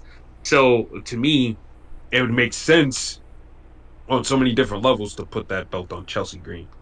Right. And it's just, again, the point of these new titles, especially the Intercontinental, is just give it to the girls that don't get a lot of TV time and that work their asses off. You know what I mean? Mm-hmm. Like the Intercontinental, you got Lyra, getting more shine, and she kind of deserves that shine. The U.S., Chelsea, I think, has just been busting her ass, putting people over, and doing a great job. And we were talking about people that aren't really over. Chelsea's over. People love Chelsea. And she can also work. She knows how to work. She had a great match with Roxanne on NXT. There was someone else she had a really good match with. And then, she had that she had a pretty good program with Meechin, which ended in that dumpster match. Yeah, I thought that was good. So, and again, going back to Meechin has been reminding people, hey, I can work. Like, I can wrestle and I have personality, and, I can do as good a job as Chelsea. But I think Chelsea deserves this more, in my opinion. I don't want to see any faces I've seen 8 million times, take these spots. Women's World Championship, Liv Morgan versus Io Sky. Live. Yeah, Liv. I got they Triple H is obsessed with this fucking Liv Morgan and Rhea Ripley pro. I'm over it personally. Yeah, I don't want to see I that am anymore. so over this shit, man. That's another one of my problems with Triple H. Triple H doesn't know when to let certain things go, in my opinion. But yeah, Liv's winning, and that's it. That's all I got to say about that. Liv. Triple threat for the World Heavyweight Championship: Gunther versus Finn Balor versus Damian Priest. Mm-hmm. Oh, I'm glad it's a triple threat because I predicted that's what it should be. But I do got Gunther retaining. It's less predictable now. You know, that's triple threat. There's a possibility that could change hands, but I still got Gunther winning. Yeah, Gunther. Same. I got Gunther winning. Sami Zayn versus Drew McIntyre in a singles match. Drew McIntyre. Drew Mac. Do you think this might end in maybe like a disqualification? I don't think Drew Mac is taking it. No, there's no. You just brought him back. You don't need him to start the 50-50 booking with them. All right. No. All right. Yeah. I think Drew Mac takes it. Yeah, Drew wins. And then unless Jay, the only way I can see Jey Uso coming out there, but it's like he could do that after the match after he wins. Right. Mm-hmm. And then Undisputed. I don't know why I keep calling it Undisputed. Just call it WWE. WWE Championship match: Cody Rhodes versus Kevin Owens.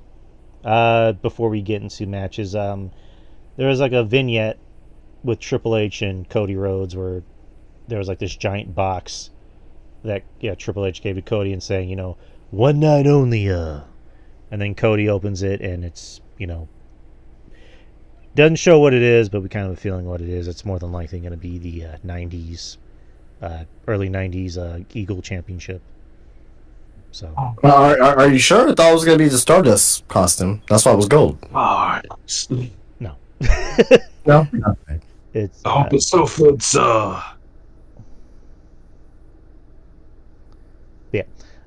Cody Rhodes versus Kevin Owens championship. Man, I would love it if Kevin Owens won the belt. but we in the Triple H era. We love long, boring, drawn out title runs. So Cody Rhodes will win. Randy Orton will probably come back and get his revenge on Kevin Owens, and we'll go from there. But yeah, Cody's winning. Yep. I would much rather Kevin win and just have like a month title reign, and then Cody gets it back at the Rumble. Same. I don't think there's a crime in that. That's not there's not a crime in that. But what does that do to the title? Not a damn thing. If everybody who holds it has a long ass run. Again, I don't like long title runs either. I get why it needs to happen with certain people, but it's like the world title I don't think needs to have long title runs. Like those long title runs need to be for the the Intercontinental and U.S. title and maybe the tag titles. I don't know.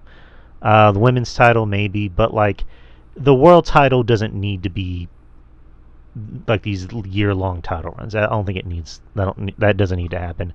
I don't think it's going to hurt. Especially when, sorry to cut you off, Drew, especially when you have multiple players that could use the title. You know what I'm saying? Kind of like the Attitude Era. The Attitude Era, like, guys didn't hold the championship for months and months at a time. You know what I'm saying? It was like a couple of months tops, and the guy dropped it to the next man.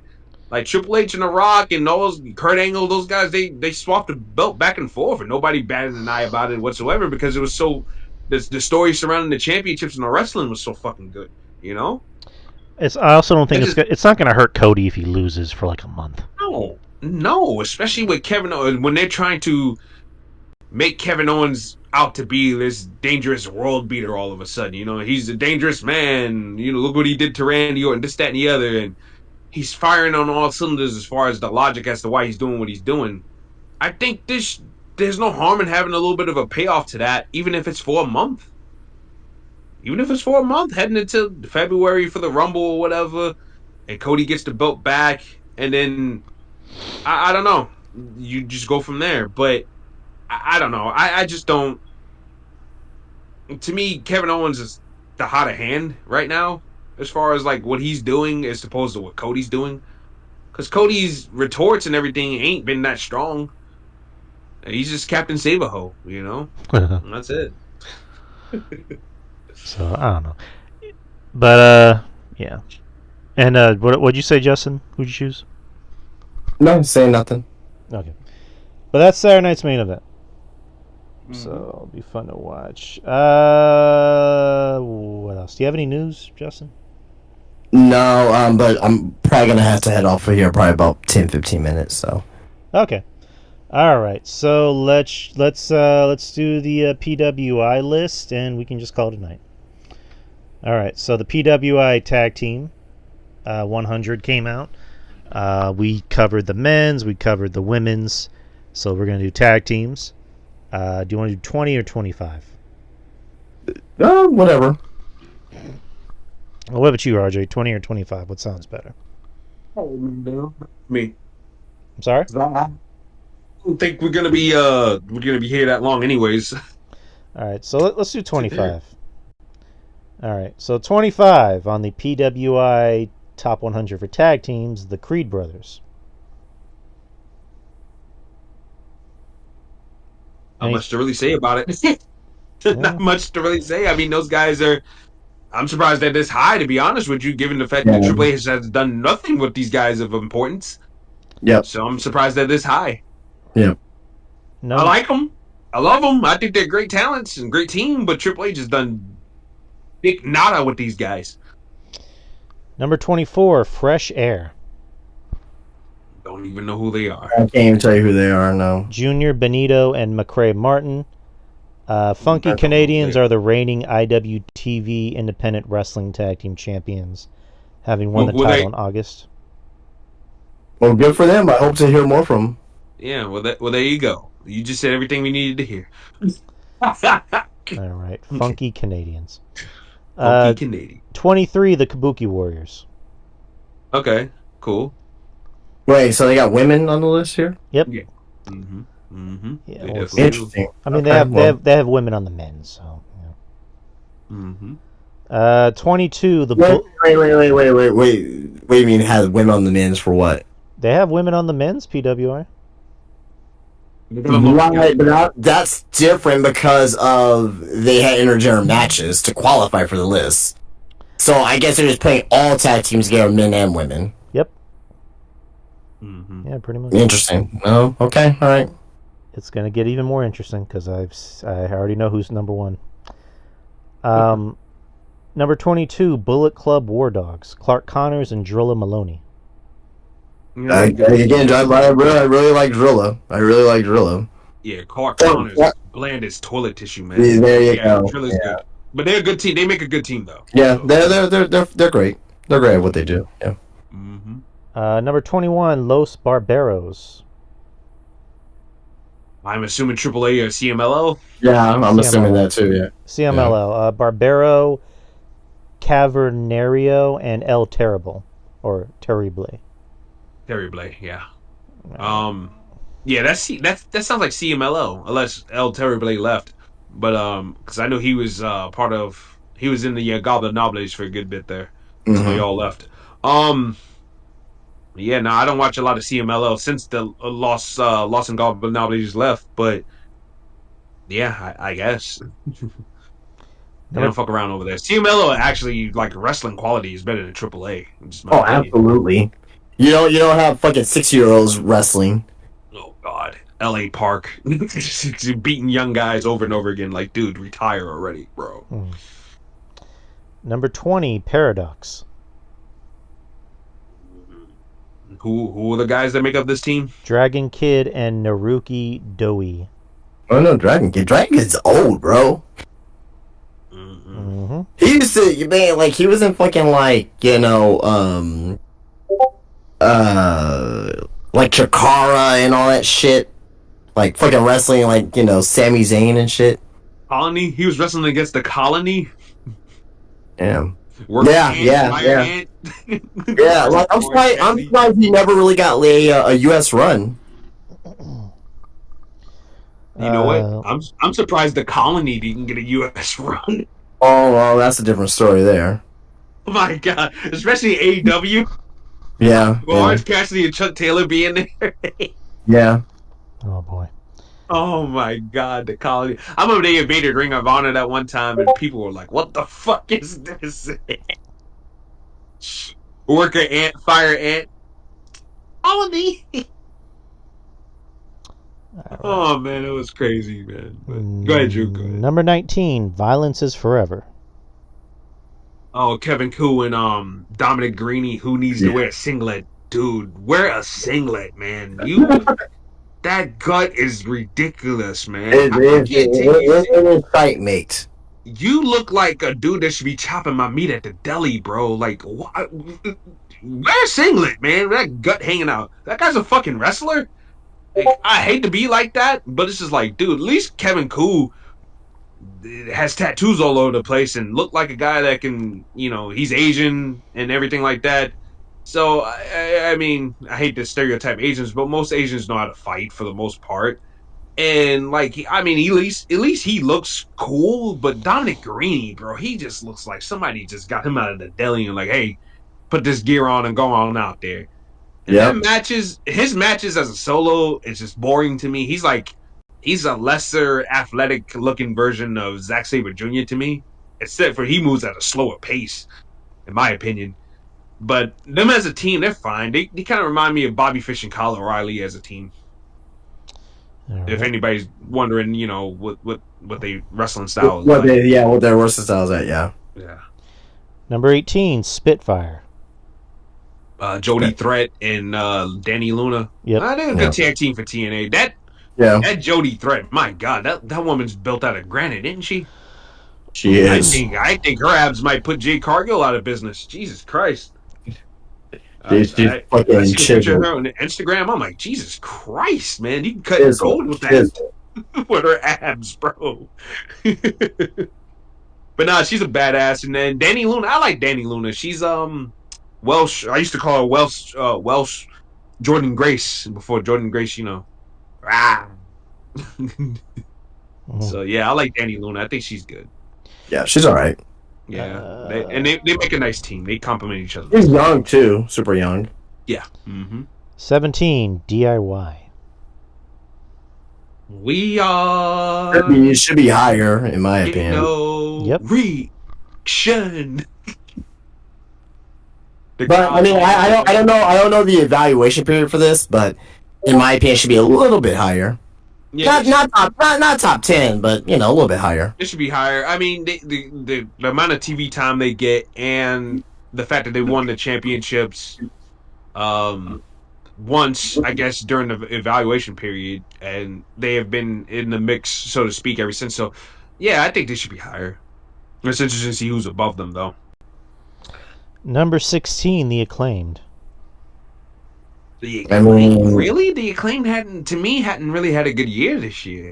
I mean, in comparison to what's going on in AEW, I'll be surprised I'm gonna be like, oh god, for any AEW tag team, pretty much. But yeah, I mean, they are mainstaying AEW. I will say that. So yeah, of course, but it's like AEW They have a lot of nice teams, actually, but they don't use them. They don't put them in the spotlight that they need to be in. 100%. That's the frustrating part. Like, the Outrunners, my God, like, those guys are fucking awesome. Yeah, they should be on this fucking list for sure, but I don't think they are. No. Number 15, The System. Oh, okay, yeah. Give me a fucking break. Are you kidding me? Well, I mean, they had a long, they had a long reign as tag team champions. I mean, okay, I forget, but it's just like, come on, those guys are awful, bro. Eddie on a weight gaining campaign and fucking. Dude, I have no idea what the hell's going on with Eddie Edwards. Those guys are the top faction in TNA, people. Like, Kyle, Maurice, like, come on, man. Like, these guys are the fucking top heel faction in TNA. Brian Myers, Moose, fucking Eddie Edwards. My God. Don't forget about Alicia. And Alicia Edwards, who has the face, her chin looks like it got kicked in by somebody. Like, come on, give me a fucking break, man. Maybe it was by Eddie. Who knows? Oh, my God. Maybe it was that diehard Eddie Edwards when he was in shape. All right. Number 14, Judgment Day. Finn Balor and JD McDonough. It'd be higher. Good, yeah. Because they Like, as far as accolades and I mean, well, you know what? Let me scale that back. No, I think that's fine because they don't fucking defend the titles. don't defend the titles, but they are a staple mate on the flagship show. So I will say that. If you could justify fucking the system, oh my god, I can make some room for JD and fucking Finn Balor in that regard. Jesus Christ, the system. Ugh. Number 13, Unholy Union. Wait a second. I love these girls, but I'm surprised they even high on this list. Why are they above the Judgment Day? Right, exactly. The lack of television time, the fact that they only had the belts for 2 months tops. And No, I don't agree with that one. No. I love these girls though for sure, but as far as this, I don't agree with. Yeah, it's just like even when they were the champions, they barely got any TV time. It's like I don't agree with this. This is weird. Like, if you put Isla Dawn on the list, high up because she's hot. Look, hey, if that's the qualification, I totally get it. I mean, Isla Dawn, I saw her Monday. She was looking scrumdiddlyumptious, but it's just like, dude, I mean, if we're talking about showcase, shine, title reign, no, not above the Judgment Day. Hell, I would even defend the system there. At least the system hated in my case, but at least they get constant TV time and would tag team champions. All right, it gets better. Number 12, The Undisputed Kingdom.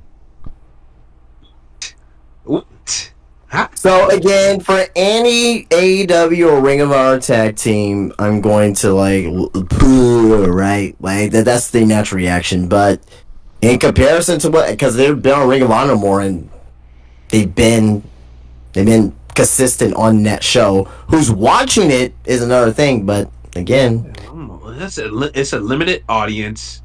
Bennett and Taven lose whenever they were on Dynamite. They lose. Well, I will say this. I'm waiting for a Bishamon to appear on this list. Which they are one of the best tag teams in the world, but there's gonna be people that are not going to understand because they're from New Japan. Right. So it's kind of the same thing as well with this one here.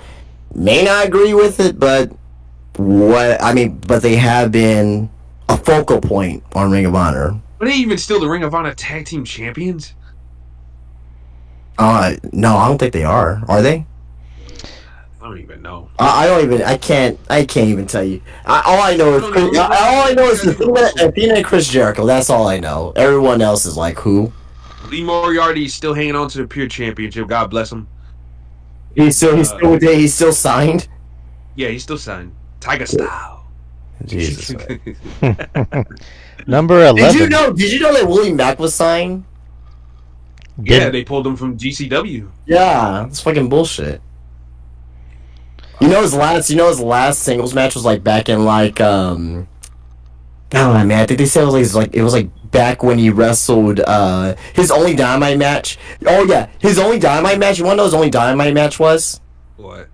It was December last year. You wanna know who he went up against? Who he wrestled? I'll give you one guess. One guess, go.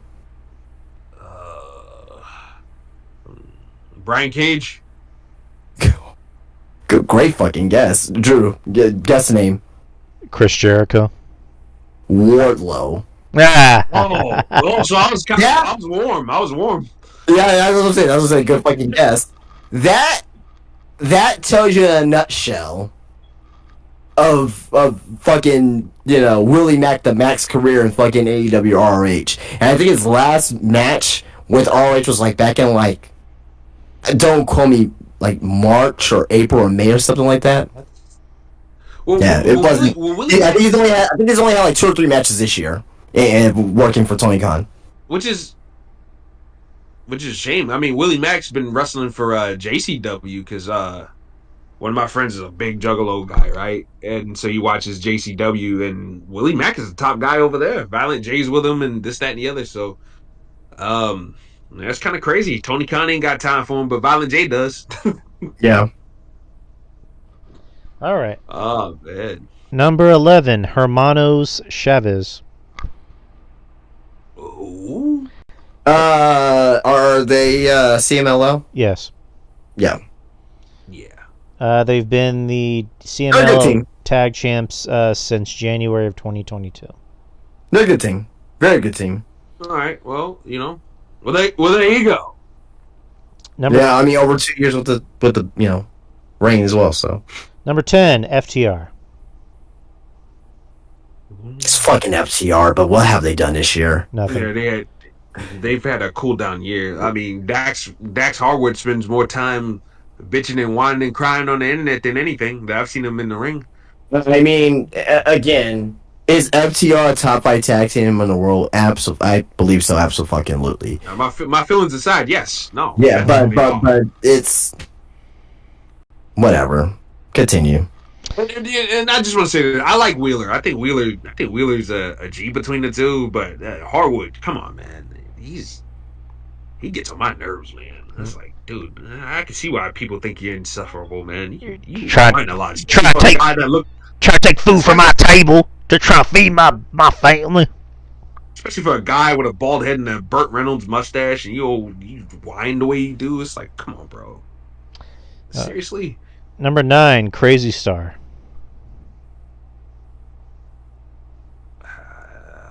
Say again. Crazy Star. May. I think they're from. I want to say that they're from Stardom. Mm-hmm. Yeah. Yeah. That's Susie Suzuki. Yeah. So good for them.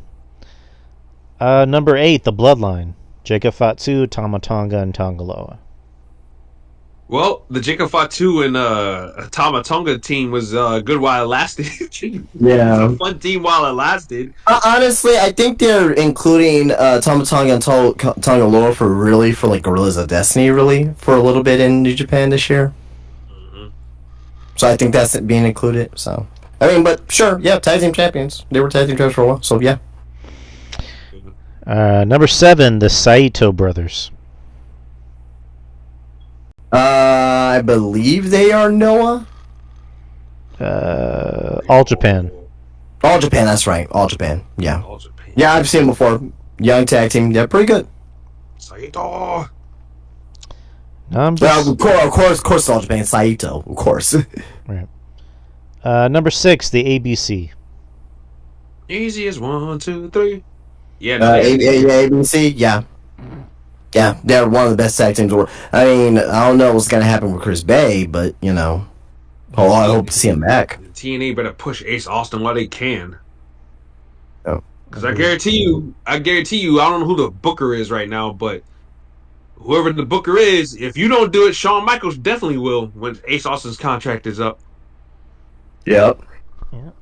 There's no ifs, ands, or buts about that. Mm-hmm. Number Ace Austin. Oh, I can see Shawn Michaels liking Ace Austin. All right. Now we're in the top 5. TMDK. The mighty don't The kneel. mighty don't kneel. Shane Haste and Mikey Nichols, one of my favorite teams personally. TM61, baby. TM61, they got robbed, bro. Oh my god. But Mikey Nichols, he left. He left before they can really get going again after Haste came back from the injury, so they was kind of dead there. I still feel like Haste got robbed from a good WWE career because to me he's got the charisma and he's got the moves and everything like that to be a WWE superstar. And I hope maybe before he retires that he can get another chance. I mean, he was Slapjack. Yeah, but I wanna get a chance to see what he can do. Yeah, no, he's really good. He's really good. Remember, he was gonna be the he's gonna be a crocodile hunter gimmick or whatever the fuck. Oh, come off, man. Just awful, mate. Remember, he was gonna supposedly capture Reggie in a net. Some shit. And take the fucking 24/7 title from him. I was like, wait, what? I was like, no way, that was gonna be real. But now apparently it was because one of my friends went to the dark and they seen Shane Haste doing the fucking crocodile hunting gimmick. I was like, wow. With the shorts and everything, I was like, god damn it. But nah, they're a really good team, and I'm glad they're tearing it up right now. TMDK, as a faction looks pretty good. I'm not too jazzed about Zack Sabre Jr. being a leader because to me, to be a leader, to be a front man, you have to have charisma, and to me, Zack Sabre Jr. doesn't have it. I have no idea what's happening at fucking Wrestle Kingdom. Isn't he wrestling? He's not wrestling Ricochet. He's wrestling Ricochet the night after. Who's he? No, I think he's wrestling Naito. He's wrestling Naito. I thought Naito was wrestling Takahashi. I don't know. Let me look it up. But go ahead. I think Naito is wrestling Takahashi. And after this, Naito needs to retire. Naito needs to retire. Tanahashi needs to retire. Oh, Shota. That's right, Shota. Shota. Yeah, they're putting the title on Shota for sure. He's gonna be the new ace soon. Moxley's boy. All of a sudden, he ain't Moxley's boy no more, though. True. But, yeah. All right. Number 4. Mm-hmm. Oh. The Young Bucks. I mean, they were the best tag team in AEW this year. It's not saying much, but they had the match with Sting, and they, power drove Tony Khan and all that shit. That was hot for a little bit, but outside of that, everything in AEW this year sucks. So, someone has to be this high. I guess it has been the Young Bucks. So, Drew, I mean, look, my feelings for the Young Bucks aside, I will say this: they were the only tag team that's really prominently featured all year on AEW television for the most part. Yeah. Especially when you consider the fact that they were also tag team champions as well. So they had to be on this list somehow, some way. Yeah. So, I mean, whatever. Yeah. All right. Number 3, Bishamon. Oh, there we go. Yep. Oh, there you go. Yeah. There you go. Yep. Great tag team. They're fucking old as shit, but they can still go. Damn. Yoshihashi. He's Yoshihashi and Hiroki Goto. Yeah. Wait. Hold the fucking phone. What number we're at? Number 3. Okay. I'm gonna reserve it before we continue. Go ahead. Well, what's number 2?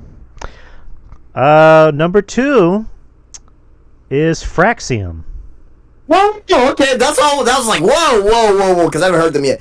Hell yeah, they got fun with it. I would have put them number 1. Mm-hmm. Honestly, I'll probably put them number 1, but I'm glad that. Now, this tells you something. You see this list? It tells you to stay at fucking tag team wrestling right now. Mm-hmm. Not because they've been. Not to put them down. Not to put them down, because obviously I love them, and I talked about earlier. But I did mention earlier that usually teams like this from NXT, they never really get this type of notoriety. And the fact that they're number 2 just tells you on the state of tag team wrestling. Mm-hmm. Not that it hasn't been hot. It hasn't been hot worldwide. Yeah, this year. It's not a WWE thing. It's not an AEW thing. It's worldwide right now. Yep, absolutely. I'm surprised the Rascals didn't make this list though, because Trey and Wentz did a lot of shit this year together. Even with Myron in the mix too. So I'm surprised though. Those 3 as the Rascals didn't make it, at least. All right. By the way, Myron Reed kind of renounced his membership to the Rascals the other day. Did you see that? I did not. No. He said, "Fuck the Rascals." I said, "Oh shit!" Seeing the Rascals fall apart. I mean, at this point, you got Killer Kelly pregnant. I mean, I will probably say the same thing too. I'll be unhinged too. So you ain't lying about that. Just one dip in that, and I'd be unhinged. Even more than you actually are. You damn right. You goddamn right. All right, number 1. Take a guess on who number 1 is. Jake. I haven't heard Bianca and Jade. There you go, number 1. I figured. No, I don't agree with it. No. I don't agree with it. Again, this is where you'll have main roster versus NXT. They could also as well. I will say this. I know PWI wanted to put them number 1. Fraxium and Nathan Frazier. You want to know why they didn't go number 1? Why?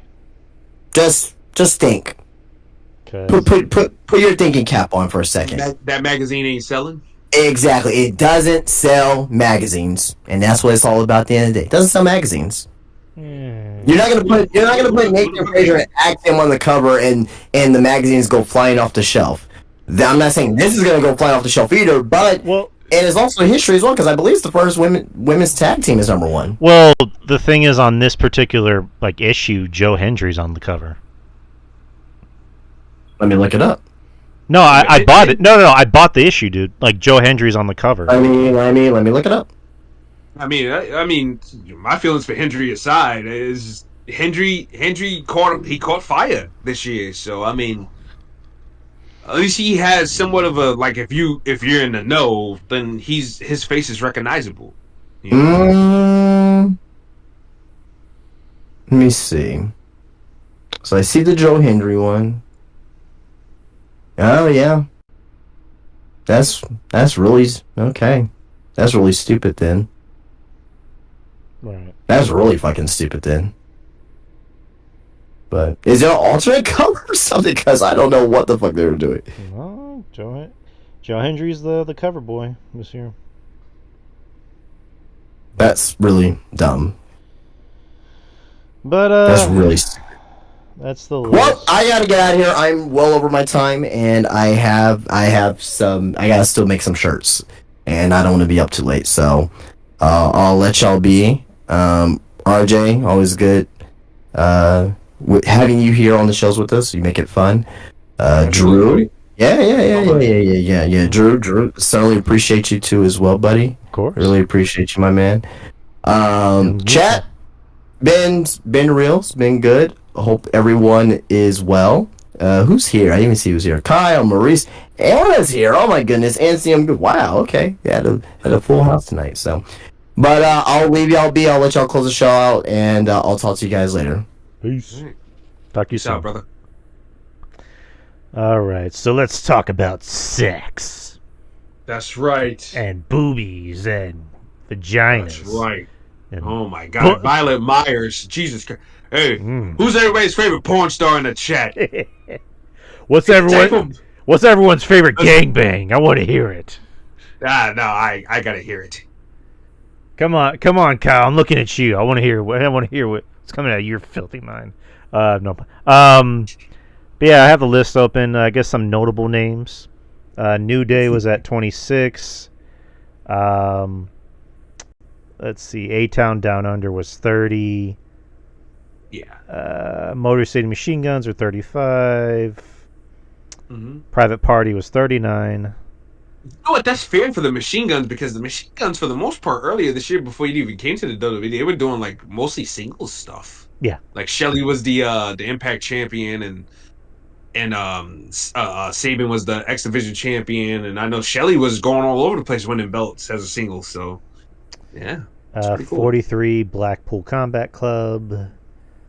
44 Street Profits. House of Black was 46. You know what? As much as I like those guys, I'm surprised they were even that high. Yep. 49. Those guys, it's crazy how Malachi Black and Brody King can't be a dominant team in AEW. It's just way beyond me. Because they look cool and they actually look like they can kick your ass. That's why. Yeah, exactly. And they had really good chemistry, man. The Kings of the Black Throne, man. Really good fucking team, bro. 49, the Von Erichs. I love the Von Erichs. Did they sign to Ring of Honor? I believe so. And they're not even being used, I don't think. They're currently the... Oh, no, I don't even think they are anymore. They were the Ring of Honor World Six-Man Champs with Dustin Rhodes. 51, the Rascals. Wow, that low? Yep. Wow, that's crazy. Does it all include all three guys or just Trey and Wentz? Myron Reed, Trey Miguel, and Zachary Wentz. Okay, so they include all three of them. Yeah, because I know they'll split off. Trey will team up with Myron and Wentz will team up with Myron. So yeah, they mix it up between those three, and it's like the Rascals have a playbook. You can plug one guy in, and the moves and the chemistry is damn near the same. So they don't miss a beat. So that's why I like those guys a lot. I like that unit. So I'm just surprised they're that low, considering the body of work those guys have done this year. 60, including the big stuff. including the stuff with Wesley and NXT this year. So. 64 are the Hardys. 66 is the family. Wait a minute, the Hardys are 66. You know what? As much as I would like for those guys to retire. 64. I'm kind of surprised. 64, my fault. I'm surprised they're that low, to be honest with you, because of the fact that they've been on Impact Television and they've been in the mix having matches. I ain't saying the matches are great, but they've been having matches and been a focal point. Well, they got to TNA not too long ago, and they were really floundering in AEW, and I mean, I hate to kick a man while he's down. A lot of that was because of Jeff. Of course, yeah, no, you gotta eat that responsibility, bro. Pretty sure Jeff would admit that too. Yeah, of course. 71 is Chase U. I think that should be a little higher. Yeah, Chase U had some really. You know what it is? I think Shawn Michaels didn't do them any justice though. With how many times he giveth them and then he taketh away. Like it's like he'll here you go, the tag team titles, and whew, it's gone. It's like, what the fuck. Right. I like that crew too. It's a shame that they broke them up, but I mean this gives maybe Thea Hale some time to maybe go out on her own, because there's a point where Thea Hale was used regularly, and then she just kind of disappeared into the back, and it's just I don't know. Thea Hale's good. She's talented. She has charisma. I don't know. Charisma. I don't know. Shawn, I think she's just better off with the faction, to be honest with you, because now Shawn Michaels is gonna have to come up with something for her to do now, and that's probably gonna take away from him trying to figure out what he's gonna do with Kalani and the rest of these other girls. No, you're right. Yeah, I mean, again, it's NXT. I mean, there's only so much you can do on that show. It's a 2-hour show. And then there's Level Up, so it's just like. Which they put the Green Hornets on there for sure. Like that girl, I'll tell you the one person that catches my eye that's on that show that people need to be paying attention. That's two actually. Tyra May Steele. I'm not too crazy about that name. It just when I hear the name May, I think of somebody old. And clearly, this woman is young and in prime. But she's a really good fucking grapple wrestler, And this girl, Lainey Reed, she's a bigger girl, but she can fucking move, man. And she's athletic as fuck. And Kendall Gray is another one, too. That girl can grapple her ass off, man. So, I don't know, man. They got some grappling killers down there in NXT that hasn't even seen NXT television yet. Right. But then again, that's why it's developmental. So yeah. But I don't know. Again, I like Thea Hale. She was putting on some good matches. No. She had a good match with Tiffany last year. Roxanne too. And Roxanne, she had a good match with Roxanne. And that Great American match was really good. I thought that was some really good shit. Oh yeah, but I don't know. Maybe it's a thing of maybe Thea's size kind of plays into it. I mean, again, Roxanne's small, but Roxanne's Roxanne. But I think Thea Hale to me has more to offer than Roxanne Perez because she's got just a little bit more charisma and she's more comfortable on the microphone. I'm sorry, Roxanne Perez promos are still iffy to me, and they don't come across as comfortable. Which is why I'm glad Cora Jade's with her now. She kind of suffers from that thing that Sasha suffers from, where it kind of sounds like she has an overbite or an underbite. Yeah. When she's trying to talk and she's like, "I'm the women's champion," like she's doing all that. I'm like, I'm like, can we tone it down on that a little bit? Can we use a natural voice? And it's like, that's why I like Jada. That's why I like Jada Parker though, because Jada Parker cuts a promo in the voice that is believable to me. I can't believe, even though Jada Parker is the total opposite from what I understand in real life. Like she's like this God-fearing Christian woman, like in real life. But she does the "I'm gonna whoop you," the typical, angry black woman, tone of voice. She does that very, very well and naturally, and it just comes across as she's a girl that's gonna beat your ass. Like I believe it. You know what I'm saying? Whereas Roxanne Perez is like, okay, honey, go ahead and knit your fucking gloves or whatever and bake them cookies. Like I know you saw that clip of last week when Jada's going off on the ref going, I know you can hear me, and she said the N-word. Like, I know you. Ah, man, it's great. That was I loved it. that It was was great. I that, loved that it. was so good. Just imagine being Shawn Michaels and hearing that and going, um, okay. She, she said it, not me. That's great. No, it's great. She's got it. She's got it, bro. She's got it. I'm sorry Oh yeah, to anybody she's that wants great. to cry. Oh, she can't do a headlock and do a headstand. Oh, dude, so fucking what? Who gives a fuck? Get the fuck out of here. Who gives a fuck? Look at that ass. Like, come on. Yeah, look. Look, I didn't even say it either, but look at that ass. That's something That Kevin. ass will draw you money. That's That a ass will draw you money. that's a Kevin Castle thing. Look at that ass. Come on. Who, No, my favorite line of Kevin Castle. Look at, she's got a great ass for a white girl. Wait, who? He said that about who? He said that, he said that about I forgot. Was it Natty the other night? This one he said it about Natty when Natty turned around. Natty turned around and she was wearing that fit the other night. And I know he said it before about one of the girls. I think it was Oksana a long time ago.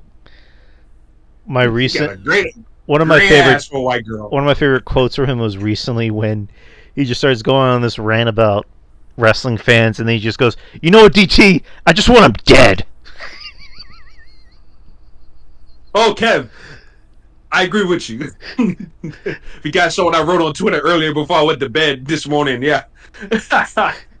Like he does. I think he does like the Untouchables. I want them dead. I want their family dead. I want them dead. Because wrestling fans, like the whacked out crazy ones, not the intelligent ones, the rational ones, the reasonable ones. I'm talking about the irrational, the insane, the ones you can't reason with. Like those are the ones that need to go. You know. Oh So man. fuck it. I agree with Castle. I always I always DM Kev like after he says like after the show. I'm like, that line killed me. The same thing with Yeah, I know. I quote his shit on the timeline. same thing with Draper. Like if he says something I think is fucking he said something really fucking hilarious on his show, the Spitball Media, where Media. like I don't know, I forgot what the question was. Like it was one of the Q&A shows where it like had something to do with like what would you do if you did this or whatever. And John was like, I don't know, I'd probably have hair. I wouldn't have time for you guys. I'd be like, yeah, I got hair stuff to do. that just that fucking cracked me up because I'm like, only John could say that. And then I messaged him. I'm like, dude, that line killed me, and he just started laughing. Oh man. Yeah, those goddamn guys are great, man. I love them both, bro. I love him to death. I love both of them to death. But yeah, Kevin at the end. Kevin's right. These wrestling fans are just they're unwell. They're mentally unwell, and Mm.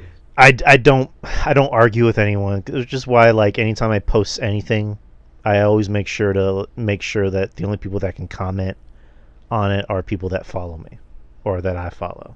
I don't even do that. I just say what I got to say and keep it moving. You want to sit there and rant and argue with yourself? You can argue with yourself. I don't even give a shit. I'll just mute the post and move on. I do the same. I do the same shit too. Like once I start seeing people that I've never seen before that have like that don't even have a profile picture, and they have like 10 followers and they want to start talking shit, I just mute them. Yeah, because Dax Harwood, is that you? Like, are you trying to take food from my baby? From my family? I ain't gonna take food from your baby, but I'll feed your wife.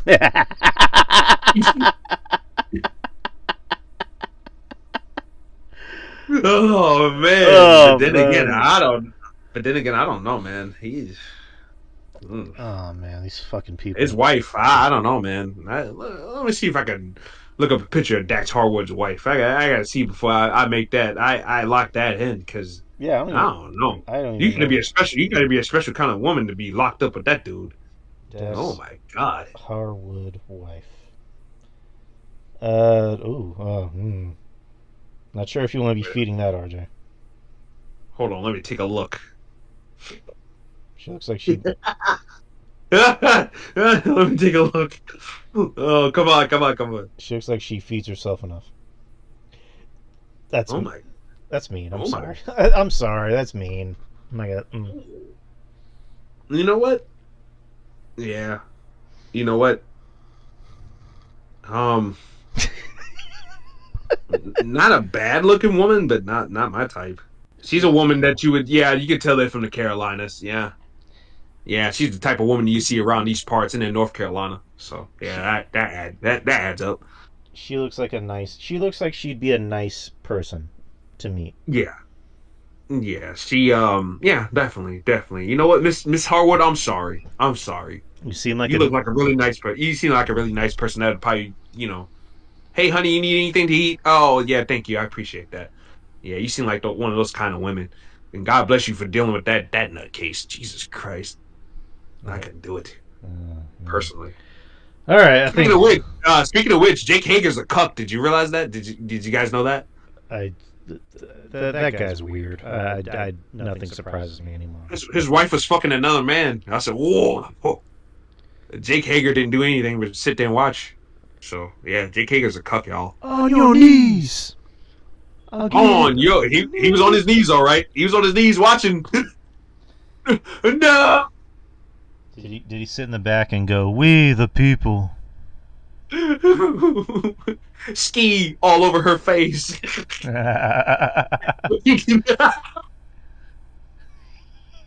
Oh, that's what he said. Oh man. Shit, we didn't even God. we didn't even get a chance to talk Oh. about Ray Phoenix. Oh, let's talk about Ray. Let's do it now. We can talk about Ray Phoenix. Sure. Okay, so Yeah, let me pull it why up not? real quick. Mm-hmm. Where is it? Where is it? Where is it? Okay. So on Twitter, a man known as Dr. Chris Featherstone Yep. posted a what looks like a timeline of the Lucha Brothers. I guess the controversy, the injury or whatever. He puts, I received information from an AEW source on November 20th regarding the Lucha Brothers' status, but did not report it as I was waiting for one of them to begin speaking their mind about the situation. I was told that was coming. I was told about the day that Penta's contract was soon ending with AEW. Ray Phoenix did just that, spoke his mind, so here is some intel I received. The alleged excuse that Tony Khan found out about Lucha Brothers being in talks with WWE is fake news, quote unquote. And the real reason will be revealed. There is a real story behind the situation with Ray Phoenix, which is a huge injustice. Expect the Lucha Brothers to go more in depth about their time in AEW when they are free and clear to do so.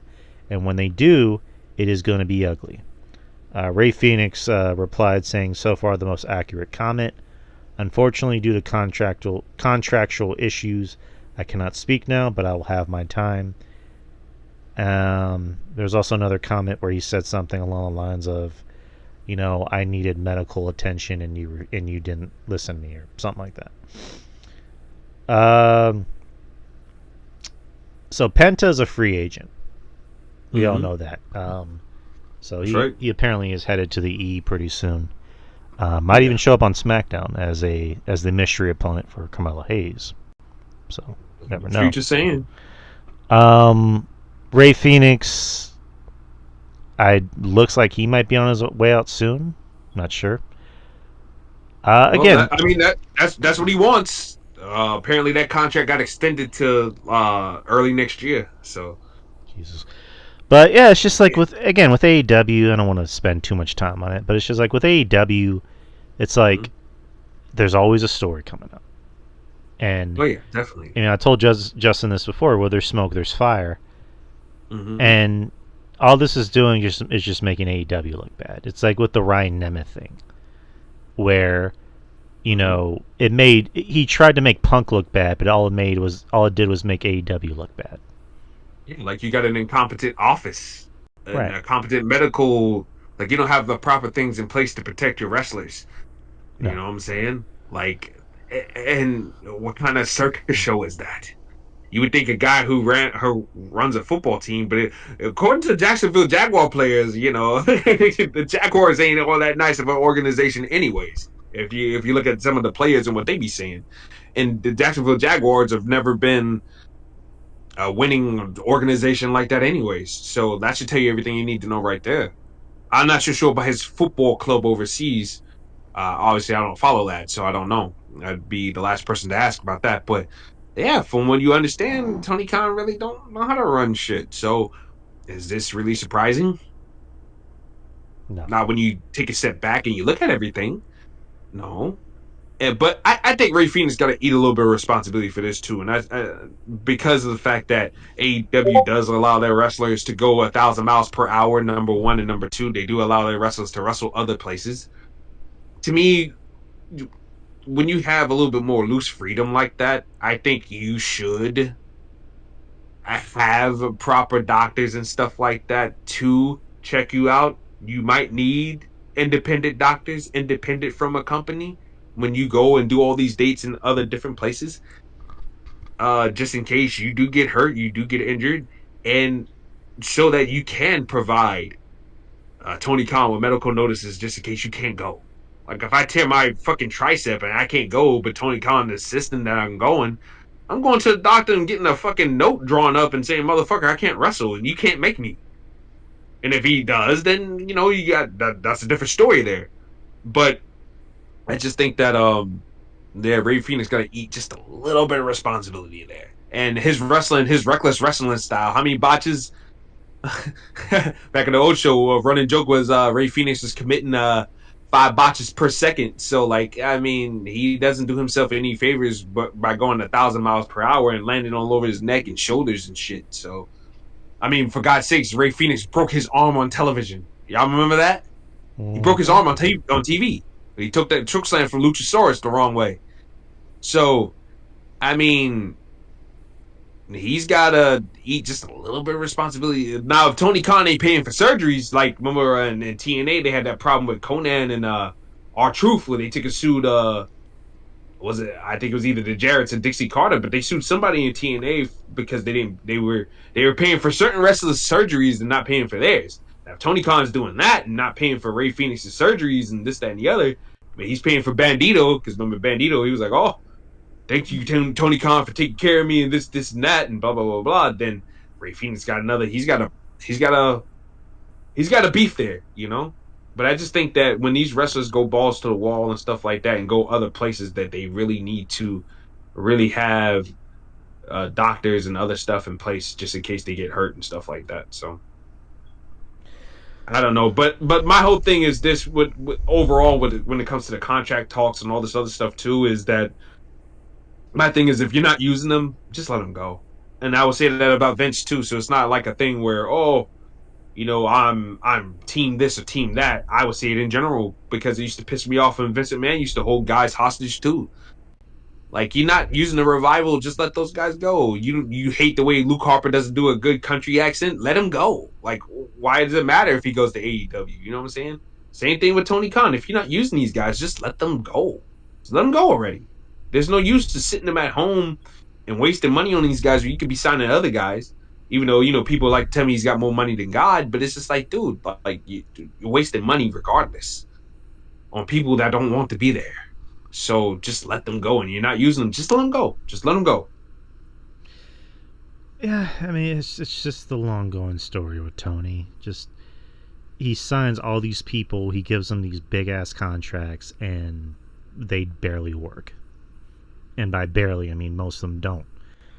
I mean, except for the ones that actually are on television the most, like, with the main stars like MJF and what have you. But it's just like, yeah, the Hardy Boys there for so long, you didn't do anything with them. You let them go. Ethan Page was there for a while. He eventually ended up leaving. Ricky Starks. I mean, we don't need to divulge too much into that. That's just pettiness, mean girl bullshit.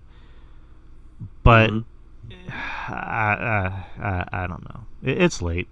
I don't know what to think anymore. But it's just, we can maybe continue more of this on another show. But like, I don't know. You're right. You're right. Maybe Ray Phoenix does. Maybe you didn't need to hold some responsibility because he kind of maybe put himself in this predicament by just by being reckless with his body and not having the follow, and that's only it. That's the only responsibility I'm giving him, is that he's reckless with his body, and maybe he should have independent doctors look at him.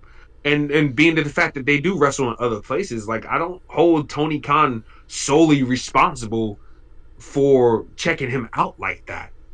Like I don't hold him solely responsible, for it because and that's why it's probably a good thing that you don't let certain wrestlers wrestle in other places like that because they can get hurt in other places, and then all of a sudden it's your responsibility that they got hurt wrestling for Bob's fucking chicken and grill barn wrestling fest. Like no, not at all. Yeah. Like so, I don't know. I'm just kind of effed on that part. But like I said, if Tony Khan, if he got wrestled, if Ray Phoenix, let's just say this, till his tricep off the bone, and he's like, hey boss, I need you to check this out, and Tony Khan just flat out refused or just blew it off. Like, there's been stories of Tony Khan blowing guys off when when important matters need to be had. And he did that number, and Ray Phoenix is suffering, and he told him just go out there and wrestle. Then yeah, like I said, he's got a beef, but I think Ray's got to eat just a little responsibility there. Yeah. But that's we should probably call it right there. It's 11:30 p.m. over here. I'm assuming it's 12:30 over where you're at. Yeah, that's right.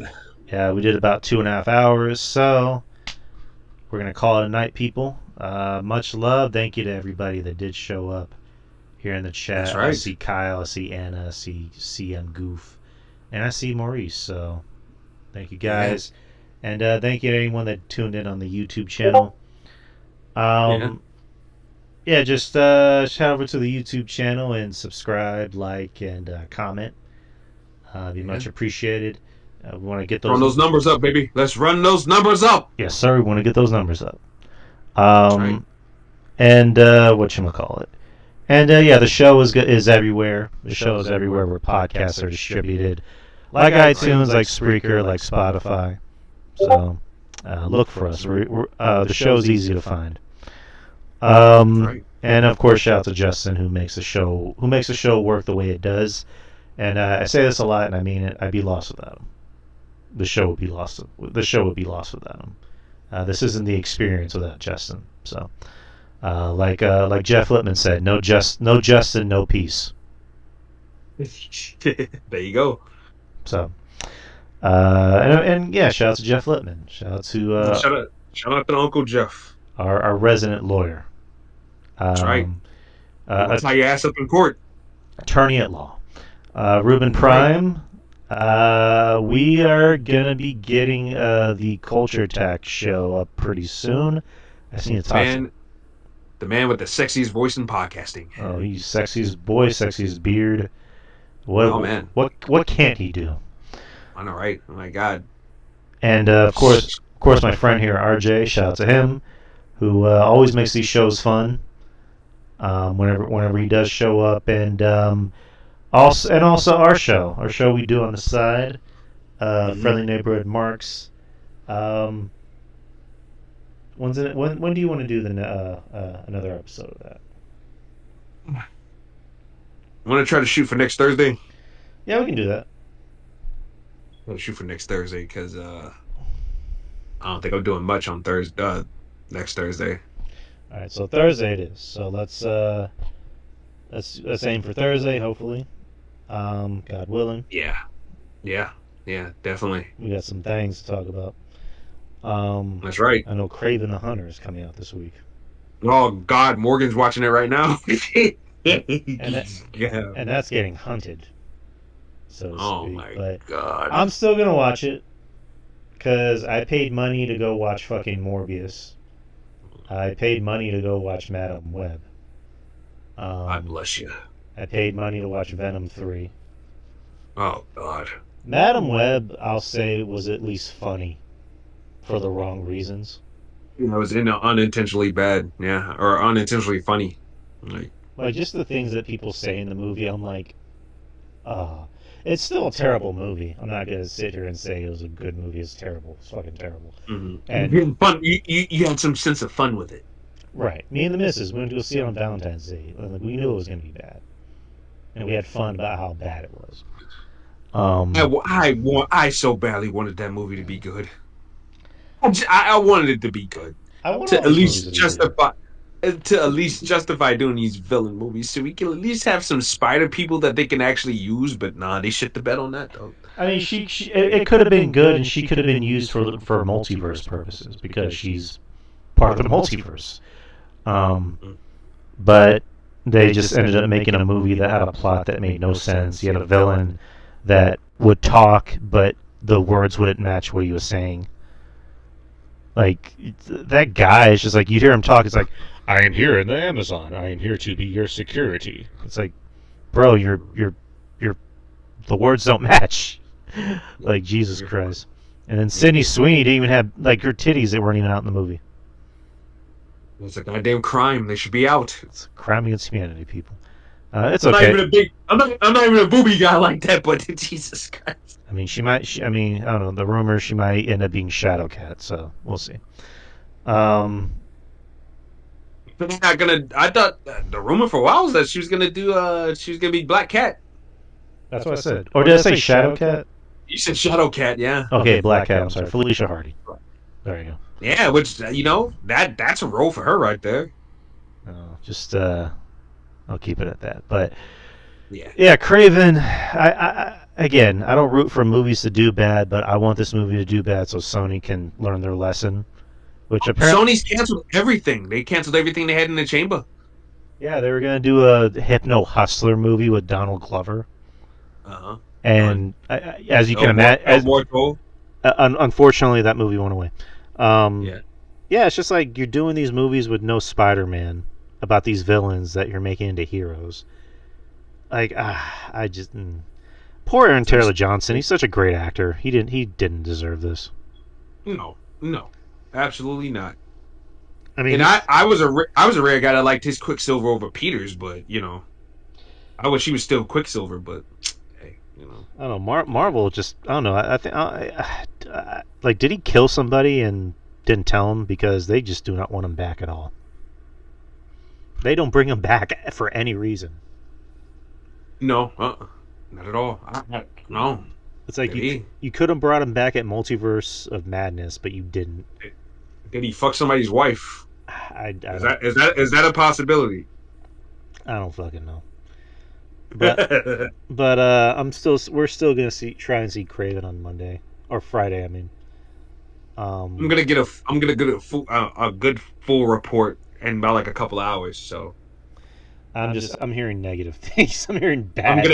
I'm gonna hear about how bad it is in a few.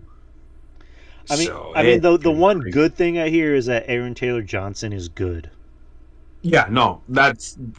So far from what I understand and what I hear too, that's the same. That Aaron Taylor Johnson actually does a really good job at this. So that's at least good to hear. But I've heard that the writing and the storytelling and the plot doesn't do him any justice, though.